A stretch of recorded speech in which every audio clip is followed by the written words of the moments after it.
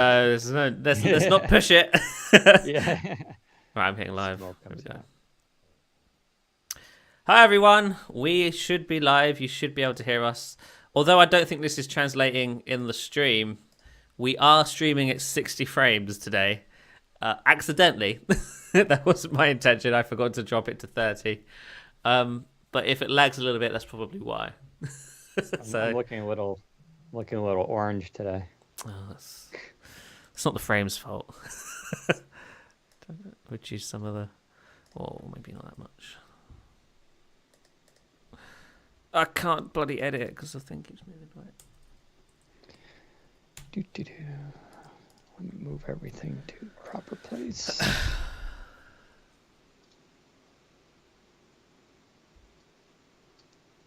You go there, you go there. All right, I think. Oh, I need the show notes. Testing 1, 2, 3. Should have done that earlier. Testing 1, 2, 3. That sounds fine. Right, I'm ready to go when you're. Okay. I am now recording. I am now recording as well. All right, 3, 2, 1.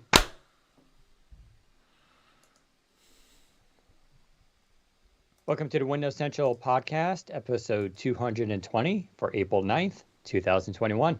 Hey everyone, Dean Rubino here, joined with Zach Bowden for another exciting episode of the Windows Central podcast. And shocker, we actually have not a huge week this week. So you can turn this podcast right off and go back to... No, I'm just kidding. Of course, we're going to talk about all sorts of cool things that did happen this week. Although, admittedly, I feel like spring is in the air and people don't want to work and people don't want to do announcements. We'll talk a few of them. Oh, I actually just remembered I forgot to add something to this list, which would be the Dell news. I'll add that too. But yeah, this week we'll be talking about some Windows 10 changes that Zach is going to fill us in on, even stuff I missed. I'll be learning there. And if you're watching this video podcast and you're wondering why I have these goofy glasses on, I'll explain that too. These are the Razer Anzu smart glasses. So I just got them in about 2 days ago and I've been using them. If you don't know what they are, that's fine. I'll explain. I'm going to probably take them off during the podcast. I don't particularly love how I look with them, but that was the joke too, that I don't look good in most glasses. So it's a challenge. I did actually recently get new glasses, but it's really hard even then because you have to kind of wear your mask in the store. Yeah. So you don't really get to see how you look with glasses on. It gets really complicated. Anywho, we'll talk about that. Microsoft Teams is getting a new Zoom feature, which is kind of interesting. And that's really the tip of the iceberg. Teams is getting a ton of features, but we won't go through them all here as I don't have a list. But they are adding so much stuff. You can tell Microsoft is really, really pushing Teams as a platform effectively. Microsoft also filed a design patent for Surface Pro, specifically the hinge and the magnet and how the keyboard works for the airplane mode feature. So we'll explain what that means, what that could imply for other companies that do make kind of Surface Pro-like devices. There's some Dell news briefly with their laptops, which are coming out. There will actually be much more Dell news coming out in the coming weeks, as a lot of companies will be announcing refreshes and news and stuff like that. But this will be specific to one of their gaming laptops. We do have a bunch of review roundups as well, including the Razer Naga X, which is a cool little mouse. HP NV14 and Zach reviewed the Origin Evo 15S laptop. We'll talk about LG disappearing. Well, not the entire company, but they are exiting the smartphone business, which, not to be mean, but they probably could have done that a couple of years ago, as LG phones were always, problematic for the company. So we'll just kind of go through that and what that means for smartphones going forward in the entire industry. Zach, how are you doing on this fine week? Oh, and we'll try to do a thing of the week too. I don't really have one because nothing really happened this week, but Zach actually does. So maybe I'll think of something. But Zach, are you hanging out on this awesome Friday, having a good time? I'm excited because I have a few days off next week that I booked off a few weeks ago, and I'm very excited to not have to work for a few days. Have a long weekend. Lucky. I need to do that too. Book some time off. Zach, Do it. I know. You know what? Well, I can't next week because, I mean, well, the week we can't after talk that. about it. Yeah, maybe the week after that, I will. Zach and I were talking about this before the podcast that I may, man, I'm going to jinx it if I say it. Maybe moving again, not into a different state or anything, just switching houses, just because Why that not? one looks better. Nothing else is There's a new going on. shiny one. Yeah, yeah. So I'm not. I'm going to. I feel like I'm going to take a month off to do that because I do not like moving. You just moved. Oh God, never again. Every time you move, it's usually, you're supposed to go to a bigger place, and that's Yeah. kind of what this would be. And you always bring more stuff with you. It gets I think the ultimate goal in life is to get to a point where you want to downsize. That's when you know you've made it. It's like right. I live in the biggest house I could possibly want to live in. I think I should get a smaller place now. Well, I mean, that's the perk here that I'm looking forward to, which is the idea that I'm going to really get rid of a ton of stuff, right? And just Yeah. like even just clothes I need to get rid of. So I will be, doing that. The good news is this place potentially has like a huge barn shed in the back, which Fair. I could literally store all my stuff in. It Get would be really a nice. home gym or something. Well, I don't know about what, probably could. They said you could actually raise animals because there's enough Oh kind of jeez. land and Wow. space, and Could have a it's sheep literally like a, and a cow. yeah. I would get chickens, get our own eggs. Why not? Yeah. Chickens are pretty rad. So we'll see what happens there. But yeah, I would have to take at least 2 weeks off for that. But let's get to the yeah. And as I mentioned, for people noticing my glasses, these are the the Anzu glasses from Razer. We'll talk about those shortly. I am. What's cool is the audio is coming through, so hopefully that won't bleed back into our recording. We'll see though. Anyway, Zach, tell us what happened with Windows 10 this week. So yes, as per usual, Microsoft rolled out a new insider build 21354. A couple of notable changes, some updates to the personalization options for news and interests. But what I thought was quite interesting was some of the reshuffling they're doing to the apps list on Windows 10. So with this build, Microsoft elevated a couple more legacy apps to the sort of root of the apps list, the main apps list area. And that includes Microsoft Paint and Snipping Tool, the legacy snipping tool. Microsoft Paint also now has a new icon and is updatable via the Microsoft Store. Snipping Tool doesn't have a new icon, but is also now updatable via the Microsoft Store. So Microsoft can push out updates to these apps whenever they feel like it. I don't think they will, really. I think the only reason they're in the store is because you can now uninstall them, and the only way to get them back is to get them through the store. So I think that's why Microsoft are moving all of these legacy apps to the Microsoft Store. I don't think it's because they want to start adding new features to them. I know a lot of people are worried about that. I think it's simply just so they can be re-downloaded if you remove them. Because some people might. Some people might not need Snipping Tool or Microsoft Paint, and therefore Microsoft is allowing you to uninstall them now, which is kind of nice. They've also hidden some of the sort of system folders that were in the apps list. Windows Accessories is no longer there. Windows Ease of Access is still there, and Windows Tools is still there. But the Windows Tools folder is no longer a drop-down folder. It's now a shortcut. You click on it and it opens a file explorer window instead, which just makes things a little bit more nice to look at and stuff. And that's what Microsoft is really doing right now, is they're polishing and sort of cleaning up a lot of legacy parts of the operating system, start menu included. And I actually really like some of these changes, so I'm super excited to see where this goes. Of course, this is all part of Sun Valley. Elsewhere, they added a couple more things to the settings app. There's now a content adaptive brightness control disabling setting, which is nice, and new camera settings page, which I think is ported over from the old school control panel. And then some minor changes, improvements here and there as well. But the most notable thing about this build that I think we need to talk about is with the branch in which the build is compiled from. So Microsoft has hundreds of different branches internally at Microsoft. Each branch has a thing it focuses on, and they develop, and then they eventually all funnel down and compile into a main Windows development branch where the most stable code is. And then that gets funneled to RS pre-release, and then eventually out to a release branch. With this build, Microsoft is actually flighting from the co_release branch, which I believe was forked on the 29th of March, so just at the end of the last month, or maybe a bit earlier than that, I can't remember. Anyway, so what is this? Because I've had a few people asking me, what is co_release? Why does Microsoft do this? Microsoft's official reasoning for why they do this is, wait, let me read it word for word. As our engineers work in development cycles internally, we may prioritize work done done in a specific branch and may need to move insiders between branches. We're treating these builds as the same as we would treat builds in our pre-release branch, which is all true. But then they just say we're practicing. We're practicing our ability to move insiders between builds, which I think is hilarious.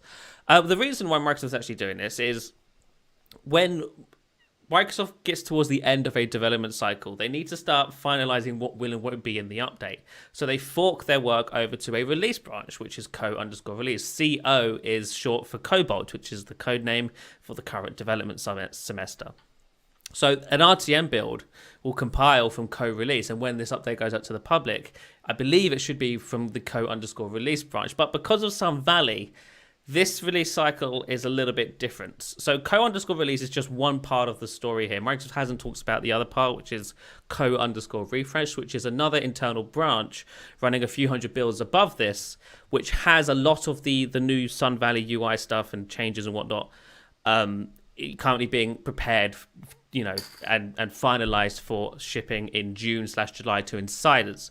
Co_release is a much more controlled branch for Microsoft, because Microsoft, I believe, they're doing something called feature blackout, which I don't think's really been done since the Windows 8 days. If you remember back in 2011, 2012, a few Windows 8 builds leaked, but none of them had the new start menus, the new start screen, or any of the new Metro UI, and that's because Microsoft were on feature blackout. And they had implemented a lot of tech to make it so you couldn't see that new stuff unless you were running the correct branch, or you had the correct credentials or the correct files to enable that hidden stuff. And I believe the same thing's happening here with co-release and the co-refresh branch. So I believe the plan is to finalize co-release in June and ship that off to OEMs. Microsoft, I've also heard Microsoft are planning to do some sort of Windows event late May, early June, which lines up with what I'm hearing here. And then I believe insiders will start flighting refresh builds in June and throughout the summer. And that's when Sun Valley will be a thing and be official, and we'll see all of the new stuff that they've been working on. As far as I'm aware, I believe that's the plan. I definitely think Microsoft are trying to hold back a lot of these features as long as possible so that they can have this event and make it a surprise, because that's what they did with Windows 8, right? We'd heard that there was a new Windows UI coming back in 2011, 2012, but we didn't see it until Microsoft was ready to show it to us at that D9 conference or whenever it was. And I genuinely think they're trying to do the same thing here with Sun Valley. They're trying to hold it back for as long as possible. They're allowing insiders to test everything they possibly can that isn't the new UI stuff.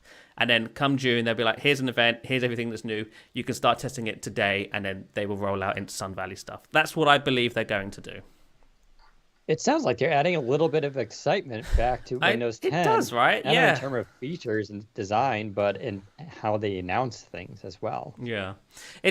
It's refreshing because, I think for Windows fans, the last few years have been kind of grim. Microsoft very much put Windows on the back burner. They sort of forgot about it. There wasn't many new features. Microsoft wasn't hyping it up or promoting it much. Meanwhile, on the iOS, iPadOS, macOS side, even Chrome OS to an extent, Android, they were all getting new, shiny new versions every year that had new stuff, new interesting features and changes, and Windows just wasn't getting that. But with Sun Valley and 21H2, this is happening by the sounds of things. We are actually going to get a shiny new version of Windows 10, or maybe it won't be called Windows 10, who knows.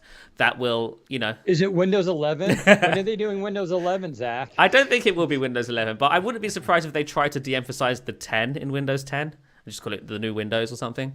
Windows 10 Plus. Windows 10. Yeah, I would be happy with Windows 10.1 at this point. They seem to be hooked on the Plus thing lately. Windows 10 they Plus. had a meeting, and someone was like, what about if we just added Plus to Surface Pro 7? And they're like, hey, I'm refreshing headphones. Could I add a Plus? Yeah, you get a Plus too. And then the Windows team was like, could we just add a Plus? And they're like, yeah, let's do a Plus. I have the Surface Pen Plus. It's good. Yeah, the Surface Pen Plus, exactly. Yeah. So yeah. Who knows what they'll do with branding? I have heard to expect some new marketing push around the new version of Windows 10 or this Sun Valley stuff, because it is significant enough, as I think I've mentioned before. One of the reasons why they're doing this little two-tiered approach is so that when they ship in June, OEMs can prepare for the new version of Windows for the October or whenever it is holiday timeframe launch, and launch devices with the new version of Windows pre-installed at the same time it's made available. Because I believe since Sun Valley has a new UI and stuff, if you look at product imagery, if you look at an advertisement from Lenovo or Dell advertising their XPSs and whatnot, usually the screen is on and it shows a picture of the Windows desktop with the start menu open, right? That's going to need to be updated. They need to update those materials because if the start menu is different and it's launching with this new version of Windows 10, they need to update the product imagery to reflect that. So I believe that's half the reason why they're doing this two-tiered approach. The other reason is so that they can keep half of it as a surprise, announce it to insiders, start shipping to insiders in June, testing it throughout the summer, and then launching it to the public in the fall. So exciting times ahead for Windows, I think. I mean, I thought Windows 10X was the most exciting thing going on in the Windows world, but this year that's not the case. 10X is very much a side project on the back burner, and desktop is now front and center, and everybody's focused on that internally, which is probably warranted. For marketing, I'm going to give them 2 free ideas. One, Windows 10. It's not Mac OS. Which would be a pretty good one. And then I think the other one they should do is Windows 10. It won't give you motion sickness like Mac OS does. Well, the Sun Valley might. Yeah, with a quote from me. Maybe that's just me. But yeah, it should be pretty interesting. I think it'll be a good summer.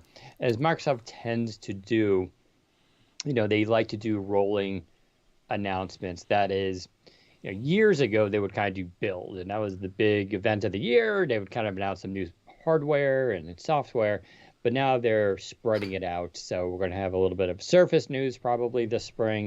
We're going to have some Windows news in the summertime. There's also Xbox news that's going to be squeezed in between those.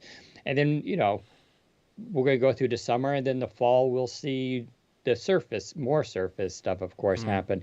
And we've talked about that last week where, historically speaking, in the falls where we start to see the new devices or the big refreshes, the big redesigns.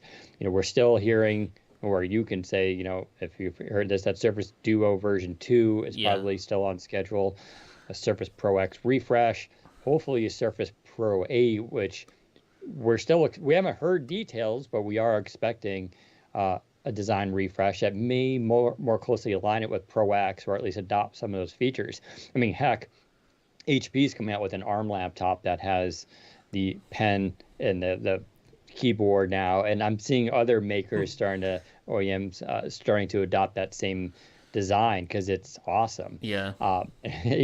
Finally solves that. How do you not lose the pen problem? So I think we'll have a pretty.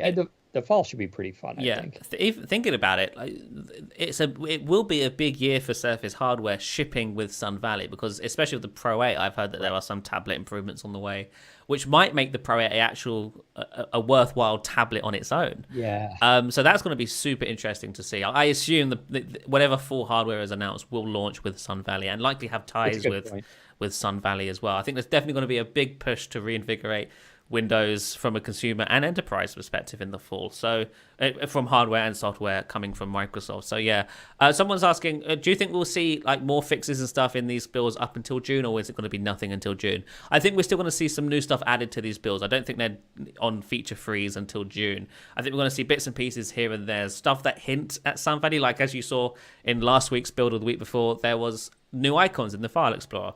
That is Sun Valley stuff, but it's now in the builds today because it's minor stuff, right? That they're slowly but surely building up.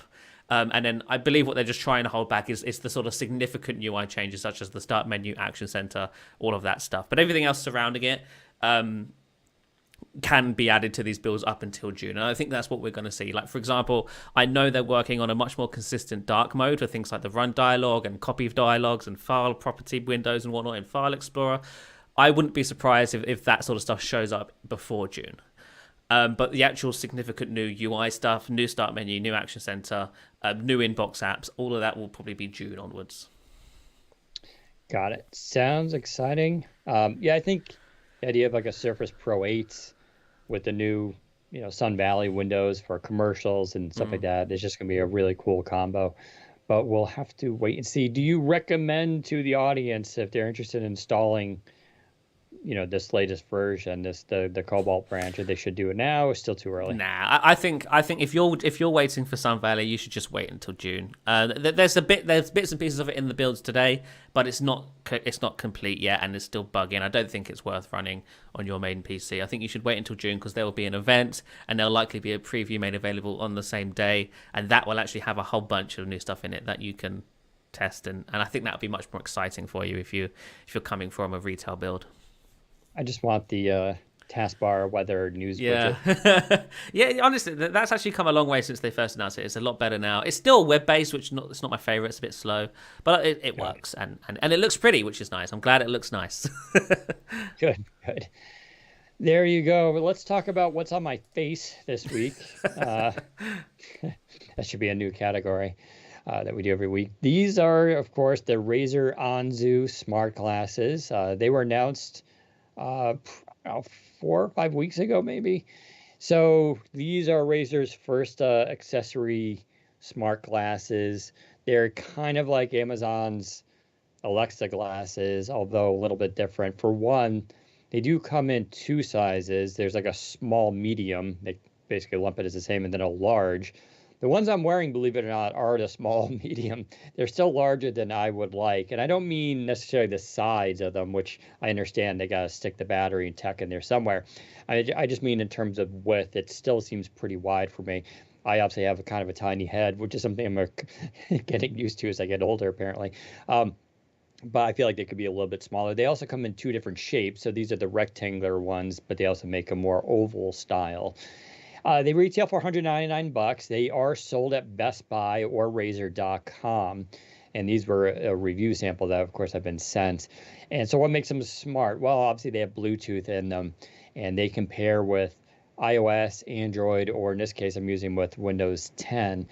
And the big deal is they have speakers built into these stems, and it's an open ear speaker system. And I don't really have much experience with that type of design, but it's really kind of cool because what it means is like right now I can use this for, say, a video meeting, and I can totally hear, Zach when he's talking and whoever else is on the call. But I can also hear noise around me. So if I was in an office and someone comes up to me and talks, I can hear that as well. Same if I could listen to music, whether it's on my phone or the PC, I can hear the music playing, but I can also hear the noise around me, which is good if you want to use these outdoors for biking or running or whatever. And that's because although these are the clear lenses and these are blue blocker lenses, so they have a slight yellow tint to them. So you're supposed to use them indoors behind a computer and it kind of help your eyes with strain. But they do come with polarized sunglass lenses. So you pop these out, pop the polarized in, and now bam, you have sunglasses and you can use them like that. You could also, of course, get prescription lenses made for them, which is what I would need for distance at least. And they have a partnership set up with I forgot the name of the company. It's on the website, but you get like 15% off, and you can get basically any kind of custom lens you want for this. If you want green polarized lenses that are transitioned, you can get those and put them in here. And kind of the other secret that they have with these is the low latency game mode, they call it. But where it's very useful is what I'm using right now in the podcast. So, uh, I'm talking to Zach. I can see him in Skype. Typically, Bluetooth has, if you ever experienced this before, that weird lag where you can be watching a video and the mouths don't line up with the audio. Well, this has a low latency mode, which is optional because it uses more battery. But like when Zach talks, it's basically one to one. There's no delay for me whatsoever, which makes it a much more realistic tool. And the demographic for this audience is, basically people working from home in front of a computer all day, or people who want to go outside and have, riding a bike. And there are touch buttons on each side, and you can program those for whatever you want. So you can stop music, play music, pause, go back, go forward. You can like long press, and it'll call up your virtual assistant, which is kind of cool. So I can call up, the Google Assistant on my phone and just get audio prompts, which is really kind of cool, actually. Surface earbuds are kind of cool like this too. I love this idea that it's still a little bit early. We still like to have a visual input for these things, but eventually, what's my next calendar appointment? And can you read my emails? What time is this store open? You don't need to pull your phone out of your pocket. It's really kind of nifty. Battery life is around 5 hours. That's 5 hours of streaming, right? Audio is coming through it constantly for 5 hours. So if you're not using it, that part, then I think it's like 2 weeks or something like that. They turn on and off simply by opening and closing them. And they come with a carrying case and all that kind of stuff. and I got to put this all into the written review, but this is kind of the review so far. So obviously I mentioned the size. They do kind of come off my face a little bit, so there's no way to adjust them, which is a bit of a bummer. So these are areas where I could see them improving in the future. I may get I actually have it should be on my steps right now, a little strap. You can strap the glasses onto your back. They're to fix them to your head basically, which would help. The lens quality is okay. I think for $199, you're getting Bluetooth, these plastic glasses, speakers that are pretty good, the touch buttons, all that kind of stuff. And you're also getting polarized lenses in there for sunglasses. I think it's a really good price, but the quality of the lenses being used is like, yeah, it's okay. They're kind of plastic. They pick up fingerprints and oil pretty easily. You can, of course, go to that site they're partners with and order, say, clear lenses that are much higher caliber. They have ones that are like completely oleophobic, and you can get ones that tint and all this kind of stuff, even without a prescription. So there is definitely a way to upgrade the lenses, but now you're talking another, $100 to $200 at least. If you go prescription, $300 to $400 on top of the cost of them already. Still, they're pretty cool. Like I do enjoy being behind the computer wearing these. They do, as I say, filter out the blue light, which is supposed to be easier in your eyes. Uh, and the idea of just having the audio, it's like a call comes in, they just come in through my speakers. It's nice. It's not as disturbing if you're working, for people who work from home and have families. You may not want to have your meeting calls blasting through your speakers. This is a little bit more private without having the effect of having something stuck in your ears. So I do think it's a really cool thing. I'm actually surprised kind of Microsoft hasn't gotten in onto this yet. This is, though, I would say, a more realistic approach to what our smart glass is right now in 2021. Now, there's no heads-up display. There's no visualization. Obviously, that would drive up the cost as well as the complexity. But clearly, that's where this category is going, right? Amazon already has a pair like this. North did have one that did have a heads-up display. But I think you're going to start to see a lot of companies play in this space. I was thinking about earbuds. Like, it was kind of funny, like 3 years ago, really no one was doing earbuds, or there would be earbuds and they'd be wired side to side and they were kind of okay. And then all of a sudden, like, somehow they invented the tech where you can have both being completely wireless. And it kind of started with Apple. And then everybody did like wireless earbuds suddenly. Everyone, even Microsoft got in on it, right? But Samsung is there, Google is there, Microsoft, Apple, like, yeah. I mean, then you see like, smaller companies getting in on that too. You can buy one for like 40, $50 on Amazon. I feel like this is kind of going to be the next stage of that. I feel like you're going to start to see a lot of companies get into this space and do kind of creative things with these. And then eventually we'll get into kind of heads-up displays and augmented reality and all this kind of stuff. But I like them. They're cool. They can definitely be improved. Like I said, my biggest issue so far is the size. It needs to be a little bit smaller. And the quality of the lenses is okay. I would prefer something a little bit better. But the overall concept, I think, is a winner. Like I said, they're at Best Buy. So if you have one nearby you, you can go check them out there. They are kind of like in tight supply right now, so it's kind of hard to get them. But you should be able to do that, or you can order them online direct from Razer. But I don't know. They're kind of cool. I'm not sure I'd wear them outdoors. I do have other sunglasses, but I could see them being pretty valuable if you're riding a bike or something like that. So, Zach, what do you think of this cool category? Do you think Microsoft should do something there? I wouldn't say no if they did. Yeah, I could definitely see that. It's surface grey glasses. Yeah. Or Alcantara on the bands. That'd be cool. I mean, you joke about that, but Ray-Ban actually had Alcantara glasses. Really? That doesn't surprise me, actually. There's an article on Windows Central. They literally, and it matched the surface. Oh, it really? was the same burgundy color. That's cool.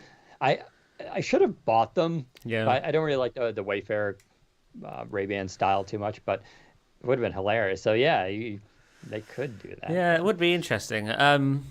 Because right, Microsoft already make earbuds and headphones, and that's already weird. So I mean, why not make a pair of glasses? And that would also pave the way to them making AR glasses one day, right? They could be like, here's some Surface glasses, and then like in 10 years' time, now they have AR. Yeah, basically. The audio quality is pretty good on them. Obviously, limited on space here. I feel like Microsoft would be able to do even higher quality speakers because they're omnisonic speakers, what they call.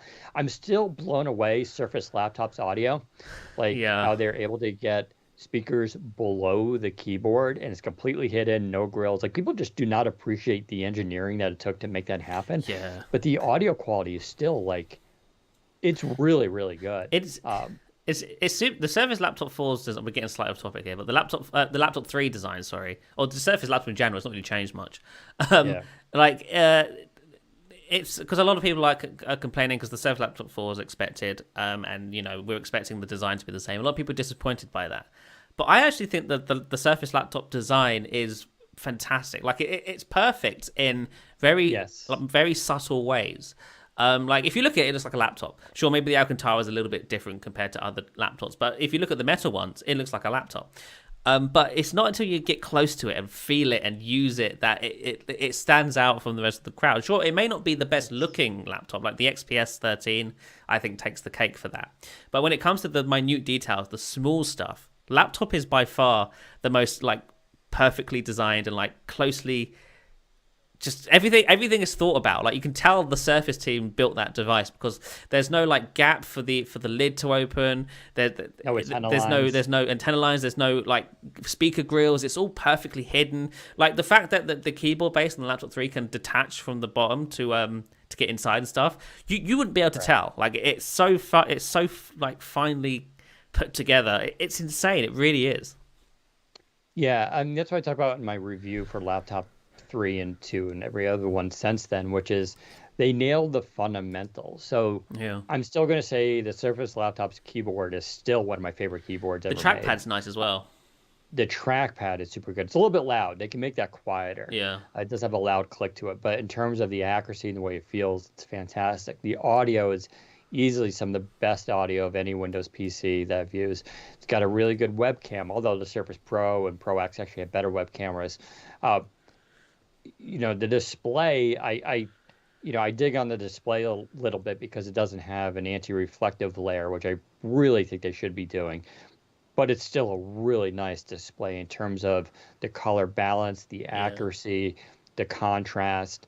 And I know people make fun of the bezels a little bit, but when you're using it, you're really not noticing too much. And just the overall feel with the way it closes. But yeah, I mean, that's when I, do these laptop reviews. I talk about how's the fundamentals of it, like the actual keyboard, trackpad, display, audio combo. Does that work? Does that feel good? And yeah, they always kind of nail that stuff.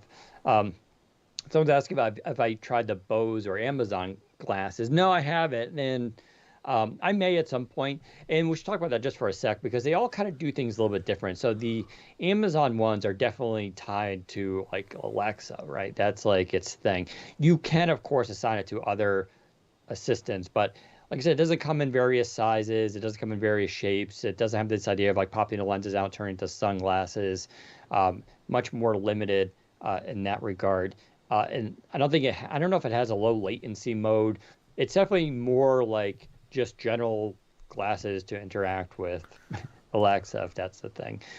Bose goes to the other area, which is just music fidelity. I'm going to probably assume that the Bose audio is going to be better than what's on Razer, but those are really meant to be sunglasses that you wear outside with really good audio. And it's good for people in the city, people commuting, people walking, where they want to have music all the time. And Razer fits in between there, where it's like they're aiming this for, gamers can actually use these, but it's also more for, like I said, people working from home, people in an office. It's more that Microsoft approach of like expanding for productivity. And I think that's a cool little niche. And that's where I think you can see companies sort of filling in and differentiating themselves. I could actually see Microsoft kind of doing what Razer is doing here. But then the question is, how do they make it any different? I'd argue probably the size and fit is probably going to be better just because they have that human factors lab. They probably have tested like the perfect, eyeglass shape and size and all that kind of stuff.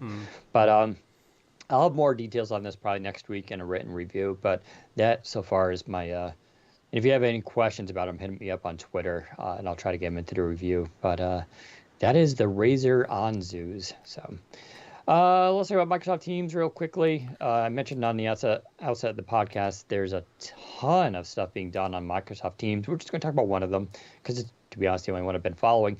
But Zoom has this cool feature where you basically enter the meeting code and you can join any meeting.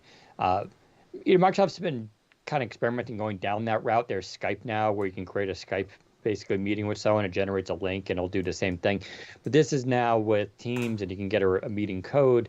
And it's just a much easier way to set up Teams for even people who aren't logged into it with a Microsoft account, right? Because up until recently, Teams was very much you had to have a Microsoft account, be part of a team, and that's how it worked. But Zoom always had this benefit of anyone could jump in on a Zoom call. That also, of course, backfired where people would figure out random codes and jump in on random calls and basically troll them. I'm not really sure how that gets controlled here, but that is a new feature that's coming to Teams. And if you go through our Microsoft Teams coverage in Windows Central, you can see all the stuff that's coming out or that's already been implemented.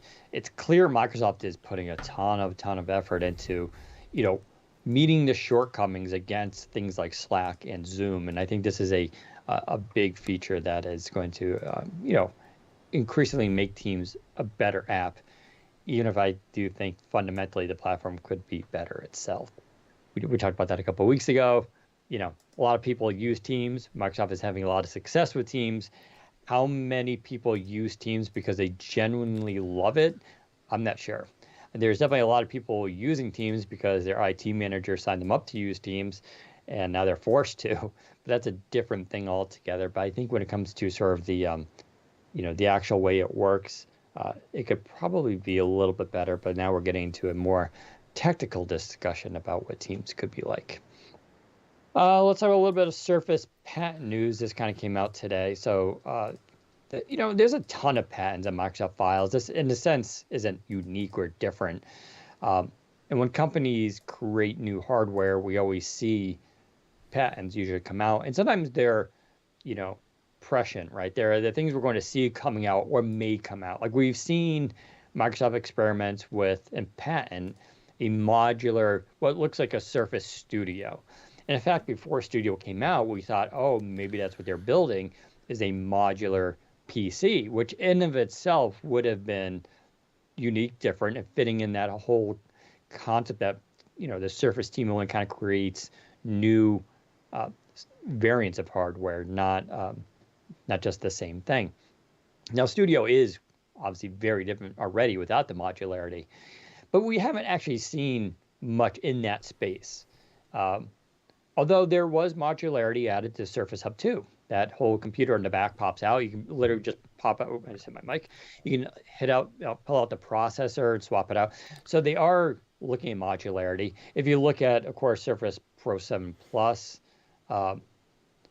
if you look at Surface Laptop, if you look at Surface Pro X, little modularity there too with the little doors. You pop it open, swap out the SD card. So it seems like they are going down that route. This patent is a design patent. It's an application. I don't know if they've actually been granted the patent, which is a separate thing.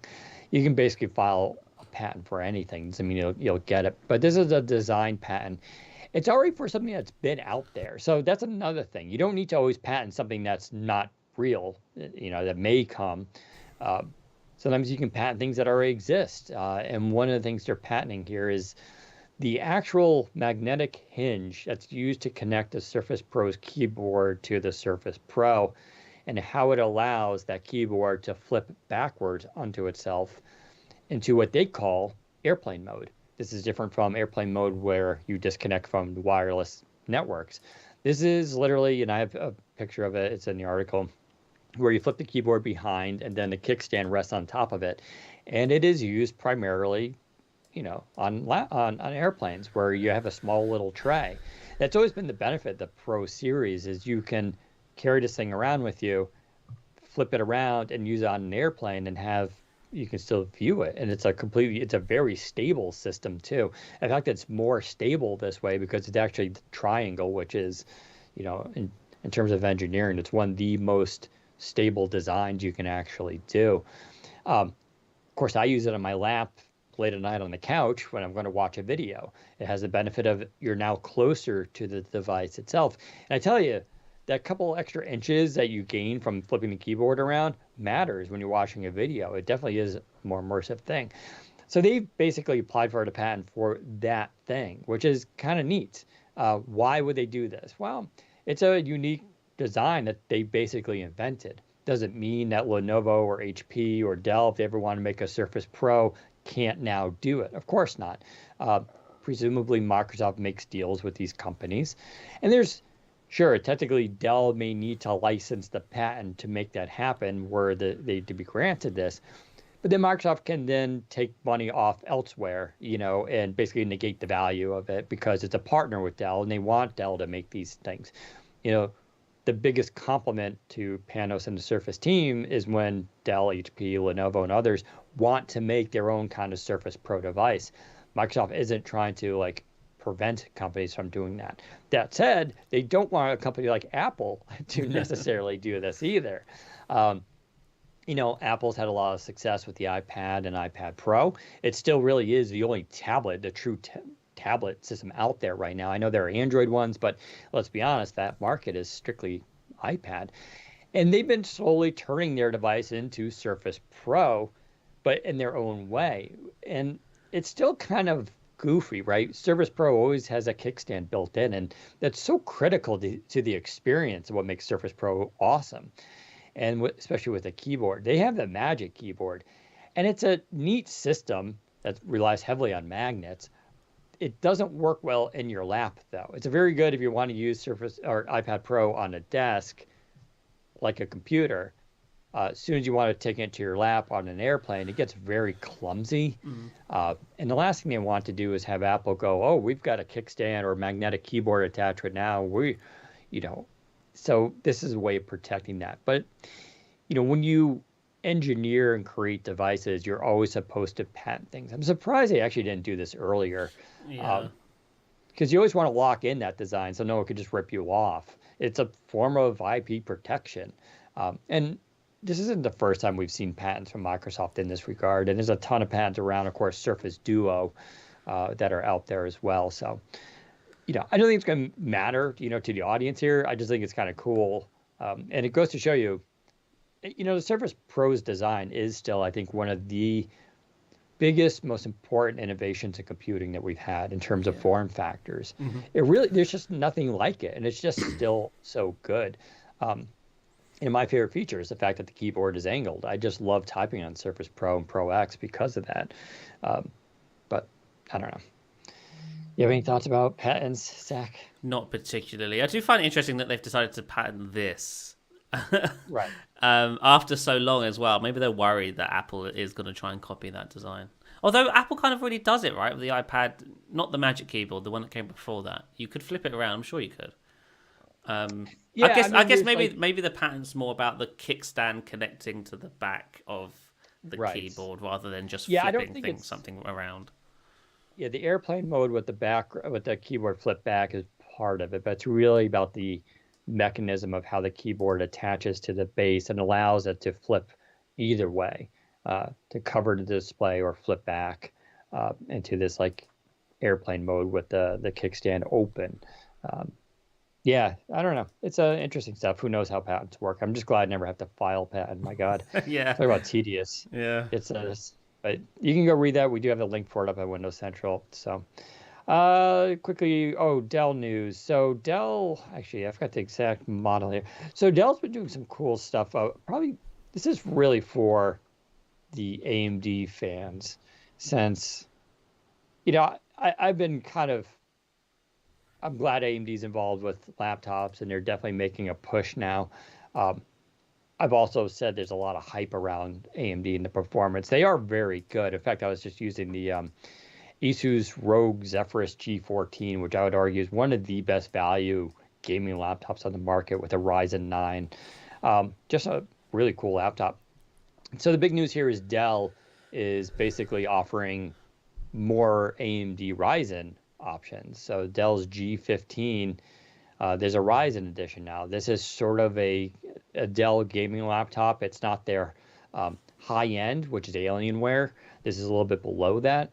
But there's a G15 Intel version. Now there's a G15 Ryzen edition. So that's kind of a big deal. And then Alienware themselves have already announced that the M15 and M17 are going to have Ryzen options as well. In fact, those are also the ones where you can get the new Cherry mechanical keyboard. They created an ultra low mechanical keyboard for those laptops as an option. It's $150 extra, but it's the first time we've seen cherry switches in a laptop, which is pretty wild. So you combine the awesomeness of having true mechanical low profile cherry switches in a gaming laptop with the power of AMD and an NVIDIA graphics card. That is kind of the dream gamer laptop, like where all the fanboys can get together and all agree upon this is going to be awesome. I'm just hoping that all of you who are huge AMD fans put your money where your mouth is, because we're seeing more and more of this stuff. I reviewed I even forgot I reviewed it, HP Spectre X360 13 with AMD Ryzen, and it's a great value. It's like $800 or something like that. I hope you guys are actually buying this stuff instead of just cheering on, that AMD kicks the snot of it out of Intel. Because if no one actually buys this stuff, it doesn't actually matter. We're seeing more of it. We're expecting more of it with Surface Laptop coming out in whenever. So hopefully we'll see more of this AMD stuff. But I'm not sure on the sales. I'm not really sure how this stuff is actually doing. Are people given the choice between the Dell G15 with Intel and G15 with Ryzen? Who's picking what? Is there a noticeable difference? Moreover, is the performance difference with AMD over Intel really that big of a deal versus other trade-offs, including fan noise, battery performance, and all that kind of stuff? Stuff we'll have to answer in the coming weeks, but we are seeing AMD creep up, and it's clear more companies are adopting it, which is a good thing. At least it gives them options. And for companies like Dell, they get to actually have a real A/B sample here, right? Well, here's A, here's B, which one sells. So that's kind of interesting.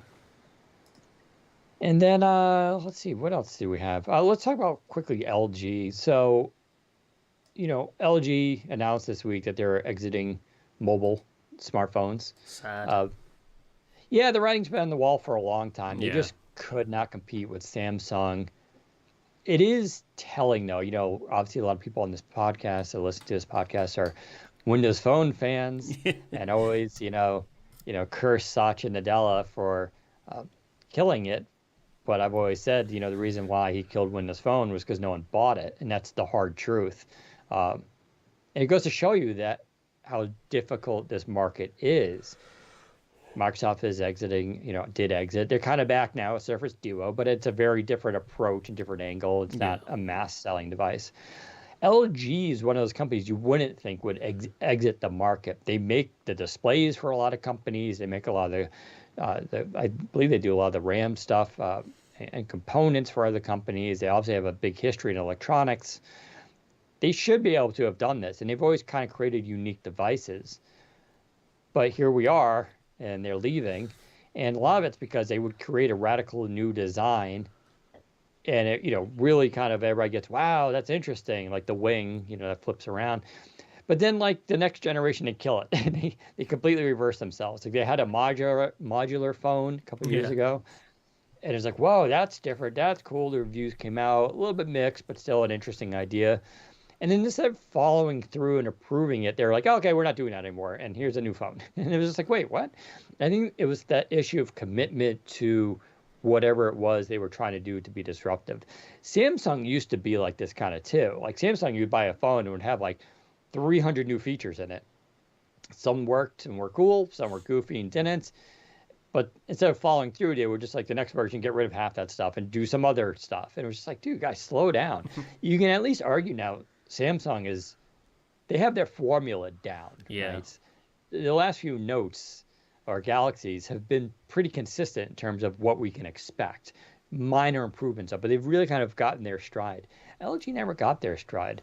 I don't know. What are your thoughts about this and memories? I think it's really sad because obviously the more phone makers drop out of the competition, the less competition there is, right? I mean, at this point, it's what's Apple, Samsung are the two sort of top dogs, and then we have Google. And then you get Chinese manufacturers. And you've got Xiaomi and Huawei, of course. But it's not a real competition really. Samsung and Apple are the two big, and then we have Huawei and Xiaomi, which are kind of the runner-ups, and then we have Google doing the Pixel. OnePlus, But these aren't mainstream phones. Like these aren't phones that will ever be like the most sold phone of any given year. They're just not going to be.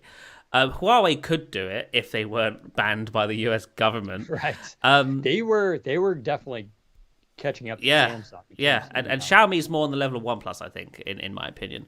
But yeah, like Google's even lower. Like Google's even lesser than that. Google's a sort of niche sort of market. Say, I put Google and Microsoft in the sort of same playing field when it comes to mobile phones, which is fine. Like that market can exist. There's not a problem with that. But I just think it's a shame that at the very top we're not going to see much competition anymore. Apple reacts to Samsung, Samsung reacts to Apple, and that's basically it. None of them are reacting really to any other phone maker. And LG was in a lot of instances the first to do many trends that are now common on smartphones. They were the first to do 18:9 displays. They were first to do double tap to wake. I believe they were first to do a curved screen. I think I could be wrong about that. Yes, well, they did the banana phone. Yeah, the reverse curve. Yeah, they did. It was just, which was interesting. But then And again, I think even they did that once, and then they dropped it. I think even before smartphone, when smartphones were starting out, I think it was the LG Taco, or was it a Samsung Taco? I'm assuming it was an LG phone that had a slightly curved. I can't remember now. But yeah, it's like LG have been doing this for a long time. They've been making phones and trying different things, and sometimes those things take off for other phone makers, not so much for LG, and it is a real shame. Like I thought the G6 was a great phone. I thought the LG Velvet that they recently announced was a beautiful looking phone. It wasn't the most powerful, but I think from a hardware design perspective, I thought it looked great. And LG was also, well, I don't think they were the first, but they were definitely the first bigger company to try out dual screens with their dual screen accessory for the LG G8. Right.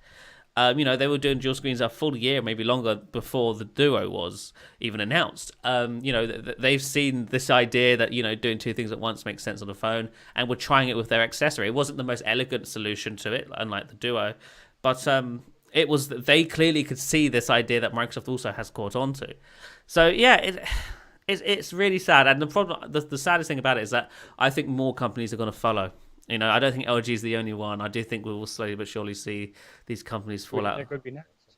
Well, so I think HTC barely exists. I think they've gone. They just haven't announced they've gone. Yeah. Totally. HTC's basically gone. But I also think Google could eventually stop because, just today there were rumors that Google are cancelling, or not cancelling, that they're limiting the launch of the Pixel 5a, which is weird because their 5a series, or their A series, is their most popular line of devices. They usually sell the most. That's because they're so cheap. They're sort of budget-friendly devices. But Google just announced today that it will only be launching in the US and Japan, nowhere else. So that's a very limited market. So they're very limiting their audience there. Although, actually, I say that Google is rumored to be using its own chip in the Pixel 6 in the fall, which I guess it might be a big deal. No, maybe not Google then. I don't know, but I do think Huawei's doing better than I think everybody was expecting them to be doing at this point. Well, plus, because Huawei is still king in China. That's true. There's a big market. There's a big market. Yeah, in China. that's right. You're right. Yeah. OnePlus maybe, because every year I feel like OnePlus makes a new phone, and then every time their fan base is more and more disappointed. Yep. I don't see them exiting soon, but you're right in that sense. Even the new OnePlus 9. Oh, Nokia, HMD, they're going to be gone soon for sure. Yeah, they just have not figured out. Despite all the Nokia fans, they just never got their groove back. It was just their camera. I mean, let's face it, Nokia always excelled at the camera, and now they're just not even in that competition. Nokia just announced a bunch of more budget phones. Like they keep releasing these budget cheap phones, and I'm sure that does well enough for them, but that's not going to get them far. Like they haven't released a flagship in 2 years at this point. And someone just mentioned Sony. I could definitely see Sony. Oh yeah. Sony. They would actually. That's the first. That would be at the top of my list. That's the next company. Yeah, I think it'll go Sony, HMD, and then it's a give or take whether OnePlus will drop out. Yeah, Sony they're very similar to LG in the sense that they kind of create interesting phones. They have a fan base, but they've never gone mainstream. OnePlus at least has managed to figure out to get some carrier relations in the United States, which is very hard. They pushed really hard to break into mainstream, which is kind of why their fan base is falling away from them, because they're now catering to mass market, which isn't what enthusiasts want. They want these niche little features and stuff. The OnePlus their shtick was cheap. We're a flagship killer. Yeah. and they did that at a $7.99 or $6.99 price point. It was As soon as you $4.99, start, I think, at first, or $3.99 for oh the yeah, first yeah. OnePlus. As soon as you start getting up to Yeah, it's 8.99, game over. 9.99, it's Well, like, why didn't I just get a Samsung what at I this think is point? hilarious about OnePlus's strategy is that they started doing the pro versions and then they have the normal versions, right? The normal versions are still sort of in the $600, $700 range. Then they have their actual flagships at $900, $1,000. The problem with that as an enthusiast is that you want the most expensive version of the phone they make, but the whole point of being a flagship killer is that you don't spend more than $700. So Right. now these enthusiasts are like, I've got to settle for the standard model for $700, even though there's $1,000 version that has more features and is an actual flagship killer, but it's not a killer because it is a flagship. So, like it's a lose-lose situation for OnePlus enthusiast fans at this point, which is probably why a lot of them are sort of steering away and looking at Pixel and other phones. Like I think Samsung, like I used to hate Samsung phones. TouchWiz, Yeah, yeah, totally. Android, Yeah. it was I couldn't deal with it. And one of the reasons why I was a Windows Phone user because it's so much smoother and just much cleaner than Samsung's Android was. But today, One UI 3.1 and the latest S21 series and whatever else they've got out, beautiful hardware, beautiful software. The software's fast, it's fluid, and I definitely think 120 hertz helps. I'd say that One UI for the most part is at the same sort of fluidity level that iOS is at, and iOS is like the king in that department. Yeah. So yeah, Samsung have they've done it. That they are the Android of if you think of Android, you think of Samsung at this point, which is funny because Google makes Android, but you don't think of Pixel. Right. And I don't think that's ever going to change. Yeah, Pixel's hardware is not that exciting. That Yeah. said, the price point is at least attractive, especially for the A series. And they do showcase the latest innovations on Android. They get to be sort of like what Surface is, where it's not always the big thing with Surface devices is the actual processor or hardware tends not to be the latest or most cutting edge. I was just talking about they don't have anti-reflective displays, there's no Yeah. HDR, there's no wide color gamut, but it's still a really good laptop, and that's how I would describe Pixels. They're missing a lot of the bells and whistles of high-end phones, but the core experience of a Pixel phone is still really, really nice. Someone also mentioned Motorola. Yeah, that's another company actually. I would probably put that Are they after under Google? Sony. Moto? Oh no, No, they that's took Lenovo. Moto's. Oh, that's right. Yeah, that's right. Yeah, That's Lenovo's Lenovo. brand. That's so funny that Lenovo has a phone division. Yep. They actually just did announce a new phone this week, which is a gaming phone. And to be fair, it is at least very unique and different. It's actually a Lenovo. It's a Lenovo. It's not a Motorola. It's a Lenovo Legion phone, Dual 2. Um, it's a gaming phone. It's a slab, but it has I believe, a pop-up webcam, or I think it's a webcam that pops up in the middle of it. So while you're gaming, you can stream. Yeah, that's what it looks From your like. Yeah, phone. That's incredible. yeah. It's you know, it's go on, finish what you're saying. no, I was going to say, and it has like very good thermals and all this. You're going to start to see a lot of this. Qualcomm was rumored that they're going to be creating a handheld gaming device um, based on Android, showcasing the latest Qualcomm processor. And the question is like, well, why don't you just use your phone? Well, a lot of people don't want to burn their battery on their phone. But if you make a dedicated gaming device with a Qualcomm chip that's not a phone, you get more battery in there. It's going to have a huge battery. They're hitting that $300 price point apparently, and you get to have better thermals. You get to build this device for gaming. And that's where these gaming phones really come into. It's like you can add literally fans to them. So I think this is a smart move to actually do this. We'll see how, but gaming phones is very niche. If Surface Duo is niche, but a gaming phone is still pretty niche Yeah. too, even if it is admittedly a growing industry. But we'll see if no one buys this thing. This Yeah. would be another Well, company I could see. Asus also make gaming phones now, don't they? And they're apparently quite good. Yes. Yes. Razer tried 2 times.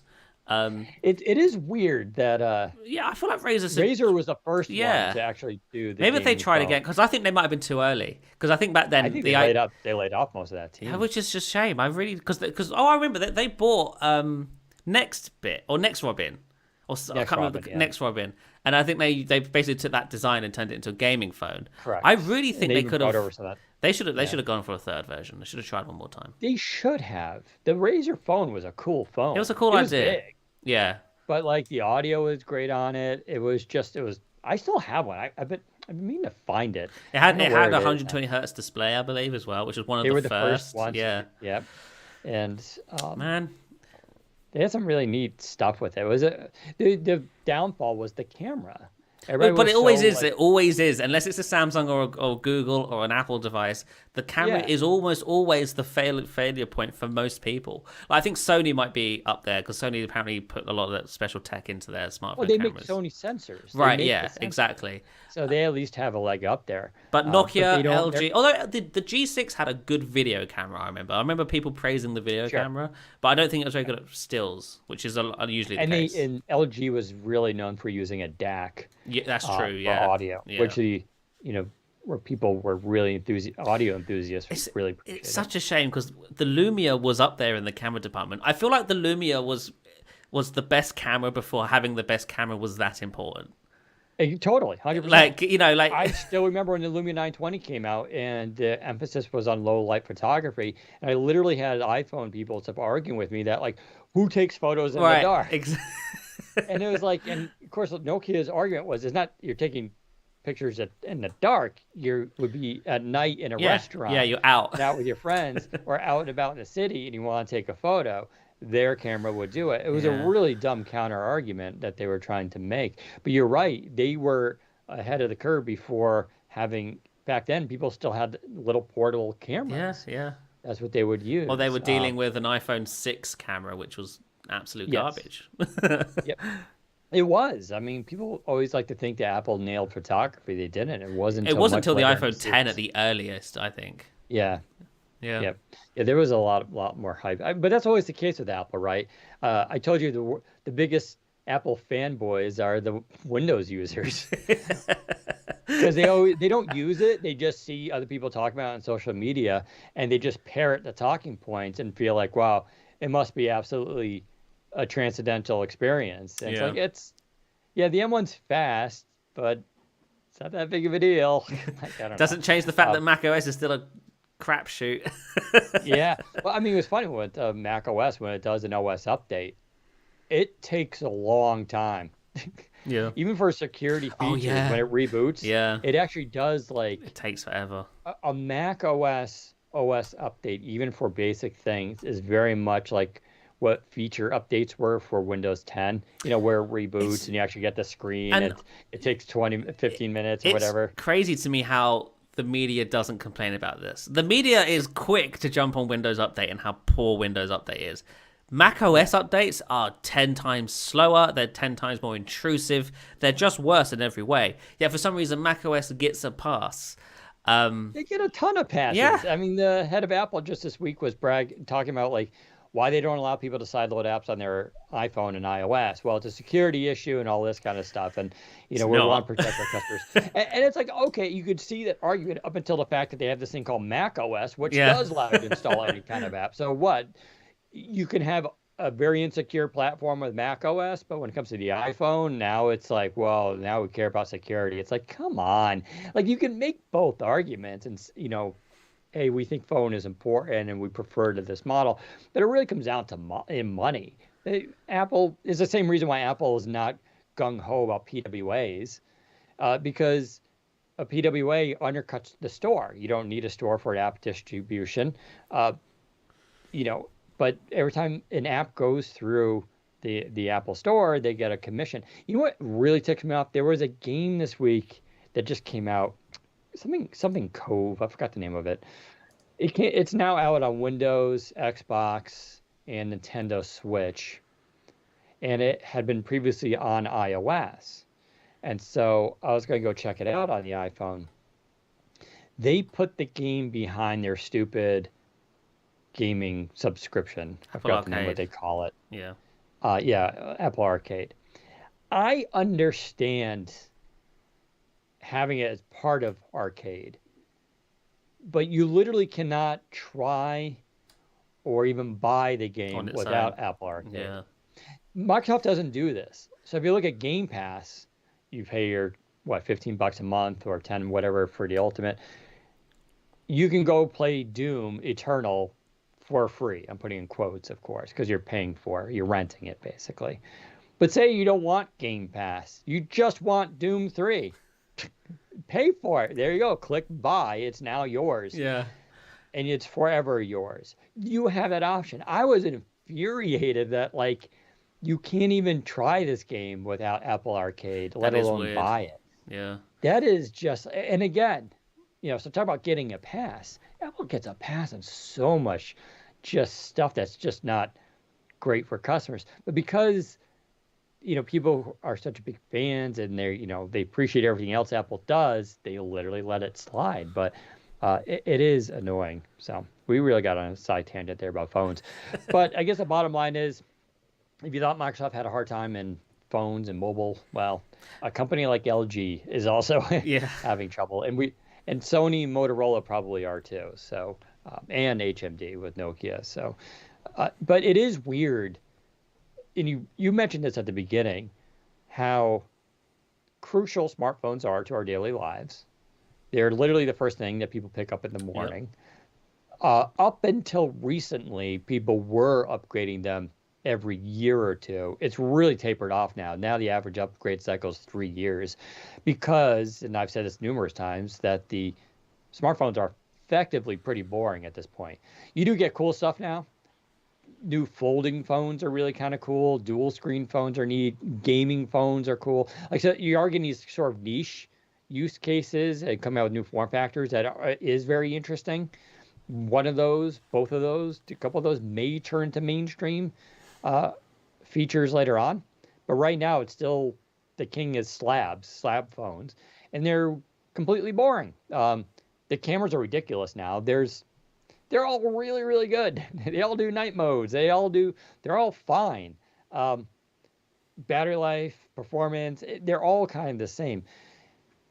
And so now you're going to have less people buy them. But it is weird considering how popular they are that you have now fewer companies like actually making devices. When we look at the laptop market, that never actually happened. It still hasn't happened. You still see small startups even on Kickstarter come out with new laptops and ultra mobile PCs. But you still have the main companies. You have Dell, Lenovo, and HP really are the trifecta. They control most of the market. I think it's like 70% or something like that. And then of course you have Surface, which is only like I think they're like less than 5, maybe 4% of the market. And they have Asus, Acer, MSI, coming out of and LG coming out of Asia. Um, but those are pretty stable. Although I would actually argue those last three with the Asian markets, they're getting their butts kicked by Dell, HP, and Lenovo, and I think for good reason. MSI is the most interesting one for me, along with LG. LG, yeah, ironically, talking about phones, has found a niche in laptops. It may not be for you, but they've definitely had their own identity with the Graham series, right? And Yeah. they really expanded Graham series now. It's like you have 13, 14, 15, 16, 17, I believe. And they even have like a 2-in-1. But their shtick is we create the lightest laptops on the planet. And they really do. But at least that's a differentiating factor from them. No one else is doing what they're doing in the laptop space. So ironically, they're having more success, I think, in laptops than they did in phones. But anywho, I think that about does it for the LG mobile stuff. Quickly, reviews that we did this week. Razer Naga X. If you don't know, Razer always has the funniest names for stuff. That's also based off of a snake, I believe, as everything else for their mice are. This is a really unique mouse. It's very specific. It is meant for massive multiplayer games, MMOs. This is the kind of mouse that has a little number pad on the side, so it has a bunch of switches, which is super important for those types of games where you're always cycling through your weapons and armor or spells or whatever. This is the newer version of it, so our managing editor, Dan Thorpe Lancaster, is a big user of MMOs. I believe he plays... what game does Detail play? Doesn't he play like... Oh, it's the one that Jez always plays too. That's Warcraft, World of Warcraft, I think. You're not listening. I am. He I don't plays, know the answer. Is what I'm saying. yeah, he plays like World of Warcraft, which is kind of what this mouse is really, really aimed at. So go check out that review if you're looking for a mouse purposely designed to play Warcraft and all those other types of strategy type games. I did the photos though on there, and they look really hot. Other reviews, HP Envy 14. I think I talked about that last week. That review is now live. If you don't know, this is actually one of my favorite laptops. So I actually kind of almost forgot about it because I've gotten so much stuff in it. And then I found it again this week and I started using it. It's just like, just a really good laptop. So I banged out the review. It's now live on the site. And so why is this laptop cool? And if you've heard me talk about reviews previously, I tend to review things that genuinely excite me. And generally that means it's something new or unique that no one else has really done before. So this is a 14-inch laptop, which in and of itself is not typically a big deal. We're seeing more and more 14s, but this is a 16 by 10 aspect ratio, so a huge thumbs up for me for that, which is unique in the Envy line. The Envy 13 and the Envy 15, which sits on the sides of this, both are 16 by 9s. And this is literally the Goldilocks laptop. I'm actually kind of mad I didn't put that into the review. I may still have that in because 13-inch Ultrabooks are a dime a dozen, right? You have the XPS 13, you have stuff from Lenovo, you have a Surface laptop, you have tons of these, and they come, Razer Book 13 is another good one. And they all vary, they all have little strengths, but they're all Ultrabook, right? And they all have Iris Xe graphics. And then you have the 15 inches, which tend to be, they go big. They're now 4.5 pounds. They pack an RTX 2060. They get maybe 5 hours of battery life on them. They're really workhorses, but they're just big, bulking machines. Except for you have something like Surface Laptop 15-inch, which is a weird one. It's just a blown up Ultrabook. So this is a Goldilocks device because it sits in between there. You're getting something that's a little bit bigger than a 13-inch. It's only 3.5 pounds. So this thing is definitely portable and light and small. But it has a GTX 1650 Ti. This has a real graphics card in it. Now, it's not RTX. It's not a gaming laptop. It's meant for creators, photo editors, video editors, people who actually need a little bit of extra GPU. And it's a powerful GPU. You combine it with Intel, I keep hitting my microphone. You combine it with an Intel 11th gen processor, 28 watts, Core i5 or i7, and you have a really powerful laptop that also gets good battery life. So this easily gets all day battery life, which I mean at least 8 hours. Our battery rundown test put it around 11 hours, 11 and a half hours actually. You can even sometimes hit 13. It depends if you're going to use the display brightness and that GPU, right? That really can tax it. But the keyboard, getting back to the fundamentals, awesome keyboard. I think HP makes some of the best keyboards right next to Microsoft. In fact, they feel similar. This keyboard feels very much sort of like a Surface laptop keyboard, which, Zach, this on a Surface laptop. It has something about the way it springs back. Yeah. And when you bottom it, it feels like almost like a rubber dome. There's something there that just feels is satisfying. So you get that here. Awesome two-stage backlighting, huge trackpad, precision drivers, of course. Pretty decent audio. Bang & Olufsen speakers, really good thermals for the price range. So this laptop's, the one with the GPU is 1260. This has dual fans, which pretty advanced fans too, with very thin blades, but also dual heat pipes. And you don't see that a lot in this range. That's high-end thermal stuff you're getting into. They've also put in some sensors in there, so it's better at managing the fans and the speeds, and you can put it to performance mode or quiet mode or balance mode. But this thing can rapidly cool off the GPU when it needs to. The display, this is going to be the Zach killer, but he's a little bit wrong. It's only full HD, even at it's a 16 by 9 full HD. Disgusting. But it's a really good full HD because the blacks, it borderlines. It almost looks IGZO to me. Wow. So it's not quite as intense as AMOLED, but the blacks are deep black. Like it matches the bezel, basically. You can't really tell, which is that effect you really want it to have. Really deep contrast, high color accuracy, so it's 99% sRGB and all that kind of stuff. And I just love the look of it. I just love the Envy line. Spectre, HP Spectre is the higher, more premium line. They have that gem cut design. It's a little too flashy for me. Some people really like it. So, if you do it, you do. That's cool. I like this look where it's just a silver design, straight edges. It's a little bit more traditional. But what's neat is everything is just so balanced when you look at the keyboard, the display, the ports on the sides. Oh yeah, let's talk about ports. Someone was asking me like, yeah, but is it better than the MacBook Pro? Because of course they're saying the M1, right? Here's how it's better than the M1 or the MacBook Pro even. It has a full HDMI port. It has a full Type A port. It has a Thunderbolt 4 port that can actually handle dual displays and 5K and everything. There's no restrictions on it. And it has a micro SD card slot on it, right? Which is kind of important for a device that's supposed to be aimed at creators and photographers and stuff like that. So it has way more ports. The display is a touch display, which is kind of a big deal. If people don't realize like why to have a touch display on a non 2-in-1 laptop. Well, because when you're doing photo work, it's really cool to reach out to the screen and pinch to zoom. Like people do that. It's a familiar gesture that we all do on our phones. And a lot of people do it on laptops. And even though this doesn't support inking, HP points out you can put on the pen mode and draw with your finger. You can still circle something. And if you're working on a photo or need an edit, you can still circle with your pen, draw an arrow, send that off. That's like still more than what a Mac can do, right? So like to some people, that's actually a big deal. But yeah, so any downsides? No Windows Hello, sorry, no Windows Hello facial recognition. So it doesn't have an IR camera. It does have a fingerprint reader built into the keyboard deck, though. So you're getting that at least. That's a cost savings thing. I mean, you're getting 16 gigs of RAM, Core i5, GTX 1650 Ti, and 256 storage, which you can upgrade if you want to, for 1260. Like they had to make some cuts someplace.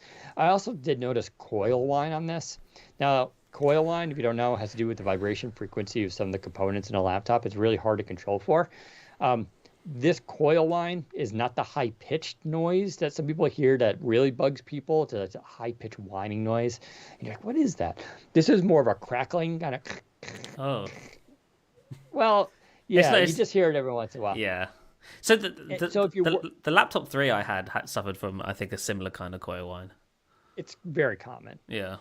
Mostly because they're making the devices so thin now that right below that keyboard, sometimes it's barely even covered. It may even be exposed, is the motherboard. Mm-hmm. And you have the electronic components right there. You used to be able to like have a thick laptop and that stuff would be kind of pushed down and you wouldn't hear it as much. But now these devices are so thin and you have these cutouts and stuff like that, you can hear it more. It's not all the time. And not every NV14 will have it. It has to do with manufacturing and the components that they use. So it's hit and miss. But I did notice it on this one. I thought it was fair to mention it because some people are super, super sensitive to that stuff. I don't really care that much. I don't also work in a super quiet room all the time. If you're working in Starbucks, you're in the office, like you're not going to ever hear it. But if you're working like a quiet room late at night by yourself, it may bother you. But I don't know. This is one of my favorite laptops just because, like I said, so this is very similar to what a Surface Book 3 is. And a lot of people want a Surface Book 3 because of its design. You got that cool kind of a taller 3x2 display, the 1650 graphics card, not a Ti. But this is, Zach is like this. Like Zach probably barely ever uses the pen on Surface Book. Right. And we definitely know he never detaches the screen itself. So he just kind of wants, what made the Surface Book 3 and 2 interesting was it was a powerful 13-inch laptop, 13.5-inch laptop. With the dedicated graphics card, that was the biggest selling point. Right. That's what this is.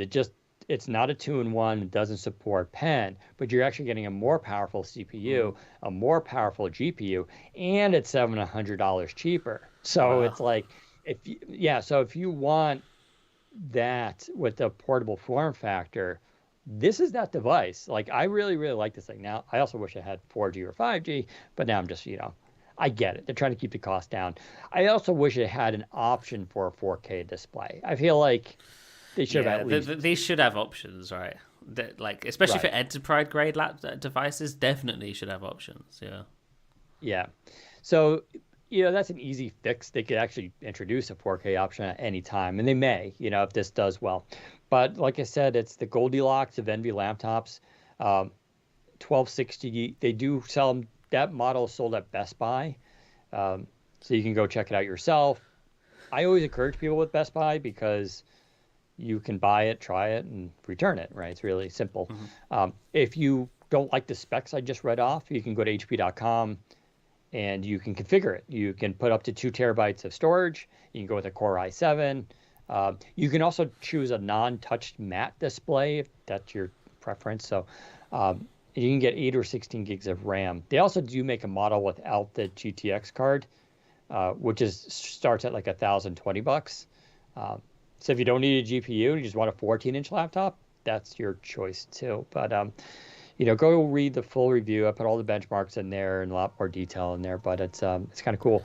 And speaking of laptops, you reviewed a laptop this week, which is a rarity, I or it's did. actually came out Monday, we should say. Yeah. Tell us about what you took a look at. Yeah, so I reviewed the Origin Evo 15S, a gaming laptop from Origin. But it's not as gamery as other gaming laptops out there. It's a sort of muted design, which I kind of actually really like. I've never been a huge fan of the sort of gaudy, loud gaming design that most gaming laptops sort of adhere to. This is very much a sort of muted. It looks sort of like a business laptop, just a thicker business laptop. But on the inside, if you open it up, it does have a gamery keyboard, RGB enabled, with that sort of gamery font.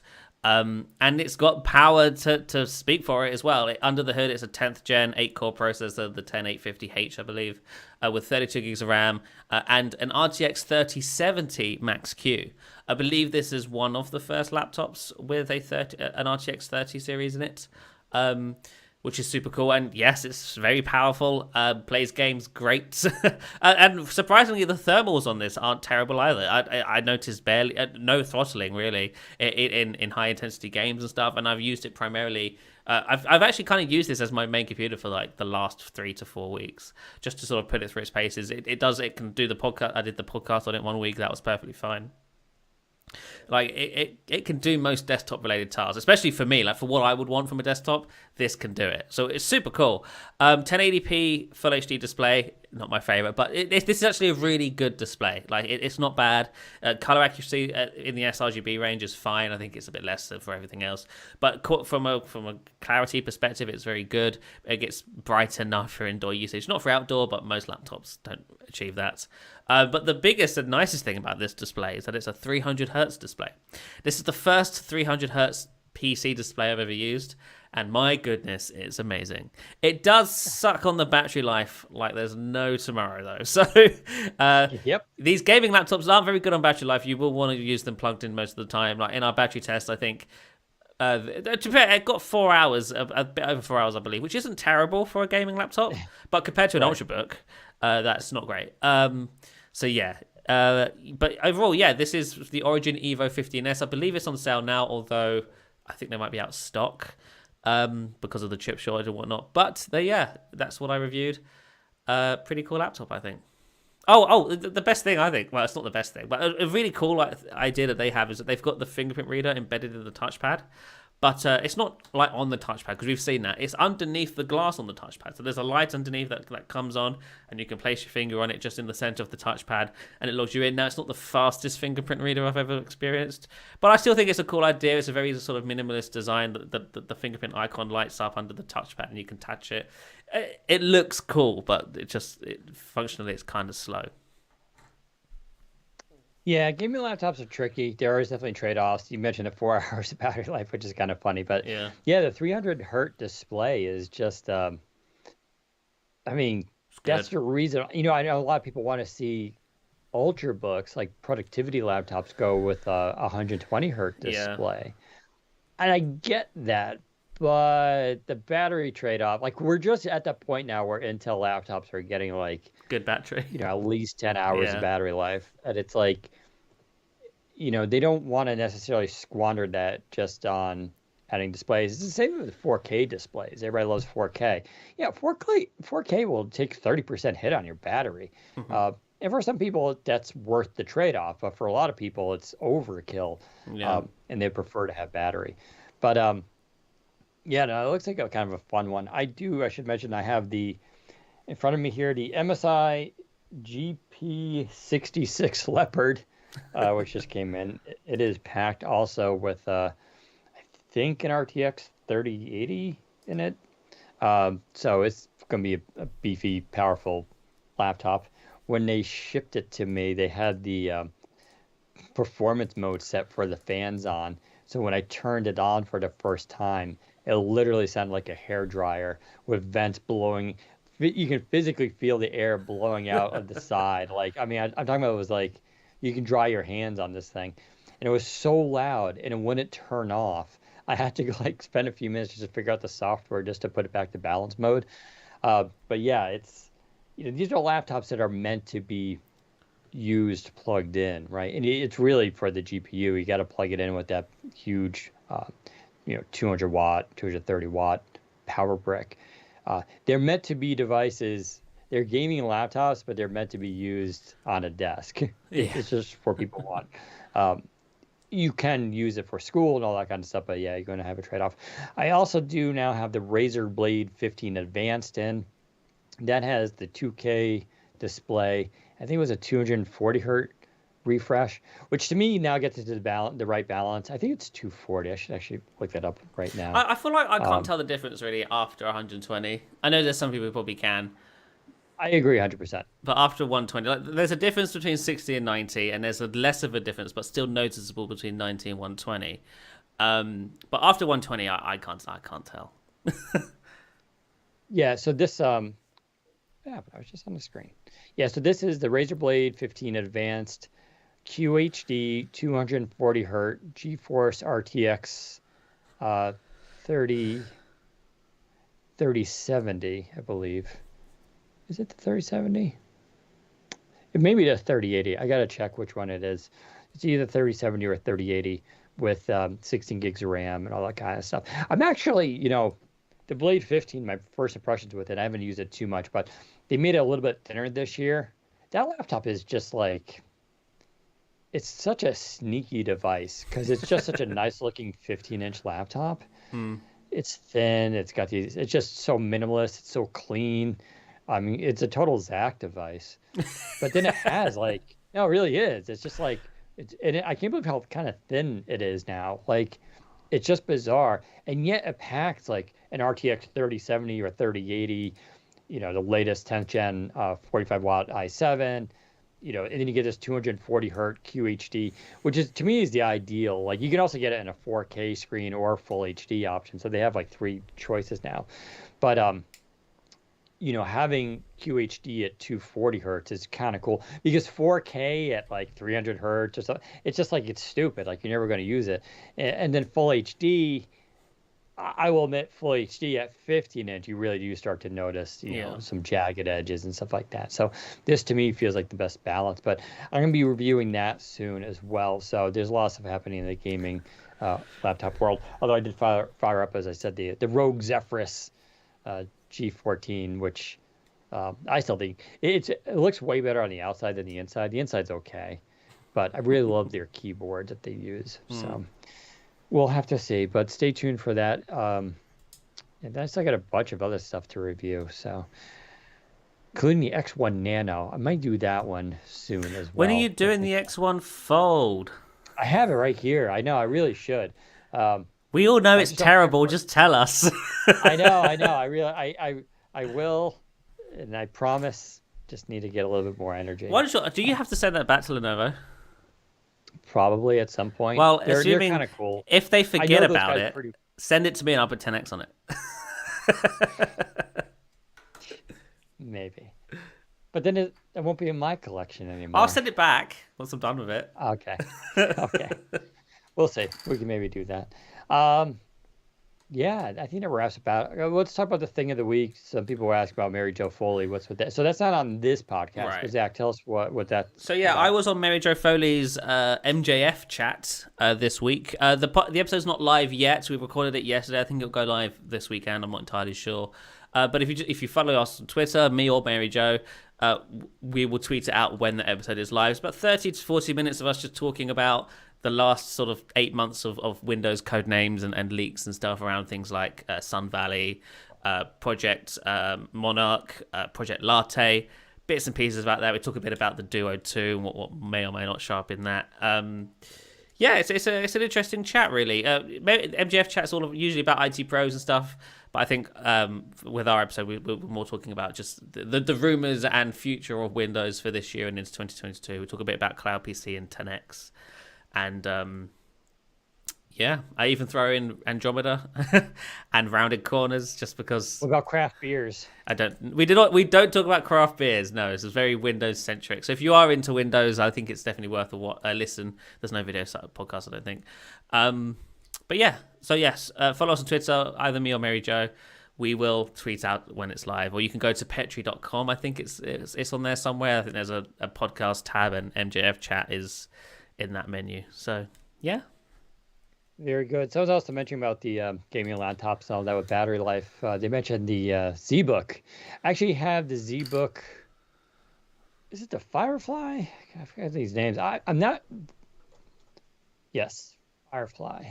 So I'm not really that familiar with the ZBook series. These are HP's workstation laptops. They sit in between pure business enterprise and consumer creator laptops. They're kind of meant for the engineers and science and STEM and all that kind of stuff. And the Firefly they've been using that moniker for implying premium but light devices. Like they have the Elite Firefly too. And this is they make a 14 and 15-inch model. It's the lightest kind of workstation that they've done. I do have that in. I will be reviewing that. I mentioned that before, actually, because that also has 5G built in, which is wild. And that's a cool laptop, although it does have a full number pad, which I hate. So that's the review. But yeah, the ZBooks are kind of a fun laptop, so I'll be reviewing that as well. I don't really have a thing of the week. Yeah, sorry. I should have thought of something, but it's all right. At least one of us. As long as one of us has a thing on the week, I think it's okay. Yeah, that's true. Get smart glasses, I guess. I don't know. All right, I think that wraps up. We'll be doing some Q&A with the audience right now. So if you guys are listening to this live, you can fire off your questions that we missed during the podcast, and we'll try to answer them. If you're listening to this recorded, of course, this is the end of the podcast, but you can catch us Fridays, 2:30 p.m. Eastern Time at our YouTube Windows Central channel. We can watch the video, you can watch the replay of the video, and also join in the conversation, ask us questions. Of course, you can also hit me up on Twitter at Daniel_Rubino, R-U-B as in boy, I-N-O. Almost got my name wrong there. And follow Zach at ZACBOWDEN. We're very chatty on Twitter, so ask us things there or give us feedback on how we're doing, and we'll be more than happy to answer. Other than that, take care of yourselves, be safe, and we'll catch you next time. Thank goodness my DWM 90 minutes. My DWM is leaking. Uh-oh. But it's fine. I think we'll be all right. If the podcast randomly stops, you'll know why. Save that recording. I have it saved. It's saved. It's in the bank. It won't go anywhere. That was exactly 90 minutes. Yeah, mine was 90 minutes and 37 seconds. Yeah, so questions. Now is the time. If you have questions, we will answer them now. Does the Surface Pro 7 Plus have the new Xe graphics, unlike the supposed Laptop 4? Yes, it does. Though I'm not too sure. We're still also... Go on. Yeah, so I was going to say we're doubtful that that's true with the Laptop 4. I think it will have Xe, but... I'd be surprised if it doesn't. Yeah. I have a full review of the Pro 7 Plus on Windows Central, including graphics, so go check it out. Would we see rounded corners on Windows 10 as we saw on the Laptop Go? I don't think they're going to add virtual rounded corners to the screen. You're going to see rounded app corners on apps and context menus and stuff. But the actual edges of the screen, unless your device actually has rounded corners, they're not going to add virtual rounded corners. Okay, does Pro X have rounded corners? No, just the Laptop Go is the only one. Yeah. I wonder when the beta/release preview insiders will get Sun Valley stuff. Probably during the summer. I assume, honestly, I'm pretty sure that June, sort of when they do the June announcement, whatever they announce will go to dev and beta at the same time. Because you've got to remember, dev's technically already testing Cobalt. So the only real thing that dev will be getting in addition to that is just some of the new stuff on top of it. I think at that point, the Cobalt sort of groundwork will be stable enough to go to beta. But we'd have to see. I actually don't really know their plan fully in regards to how they're going to roll out in all the insider channels. When do we expect Surface Pro 8? We've talked about this a lot. Fall, October, November. And then relates to Surface Book. We're not hearing anything for Surface No, Book not right this now, year. right? Next year Yeah. at the earliest, and if next year, probably towards the end of next year. So Windows Core OS is purely in Azure Cloud Computing, right? Windows Core OS, I don't think it's entirely in Azure. I think there's a client side to it as well. If yes, will that allow Surface AR glasses to be small like the Apple Glass by 2025? They could, in theory, use Windows Core for a device like that, but I don't know if they will. Do you think Microsoft will make a new File Explorer or just improve and change layouts and icons in the legacy File Explorer? On desktop, they are just improving the legacy File Explorer. There is no way they can replace the legacy File Explorer with a modern one. The most they can do is update its UI, but they will not be replacing it with a UWP app. It's impossible. On 10X, they can do it because the File Explorer wasn't there to begin with. But on desktop, it would take a significant reworking of the entire operating system to rip out the current File Explorer and replace it with a UWP app. So that won't be happening. How are you guys? Are you taking care of yourself mentally and physically? I'm doing my best. Thanks for asking. Will Pro 8 have a bigger display? I think if you take a look at the Surface Pro X, that is your answer. So yes, probably.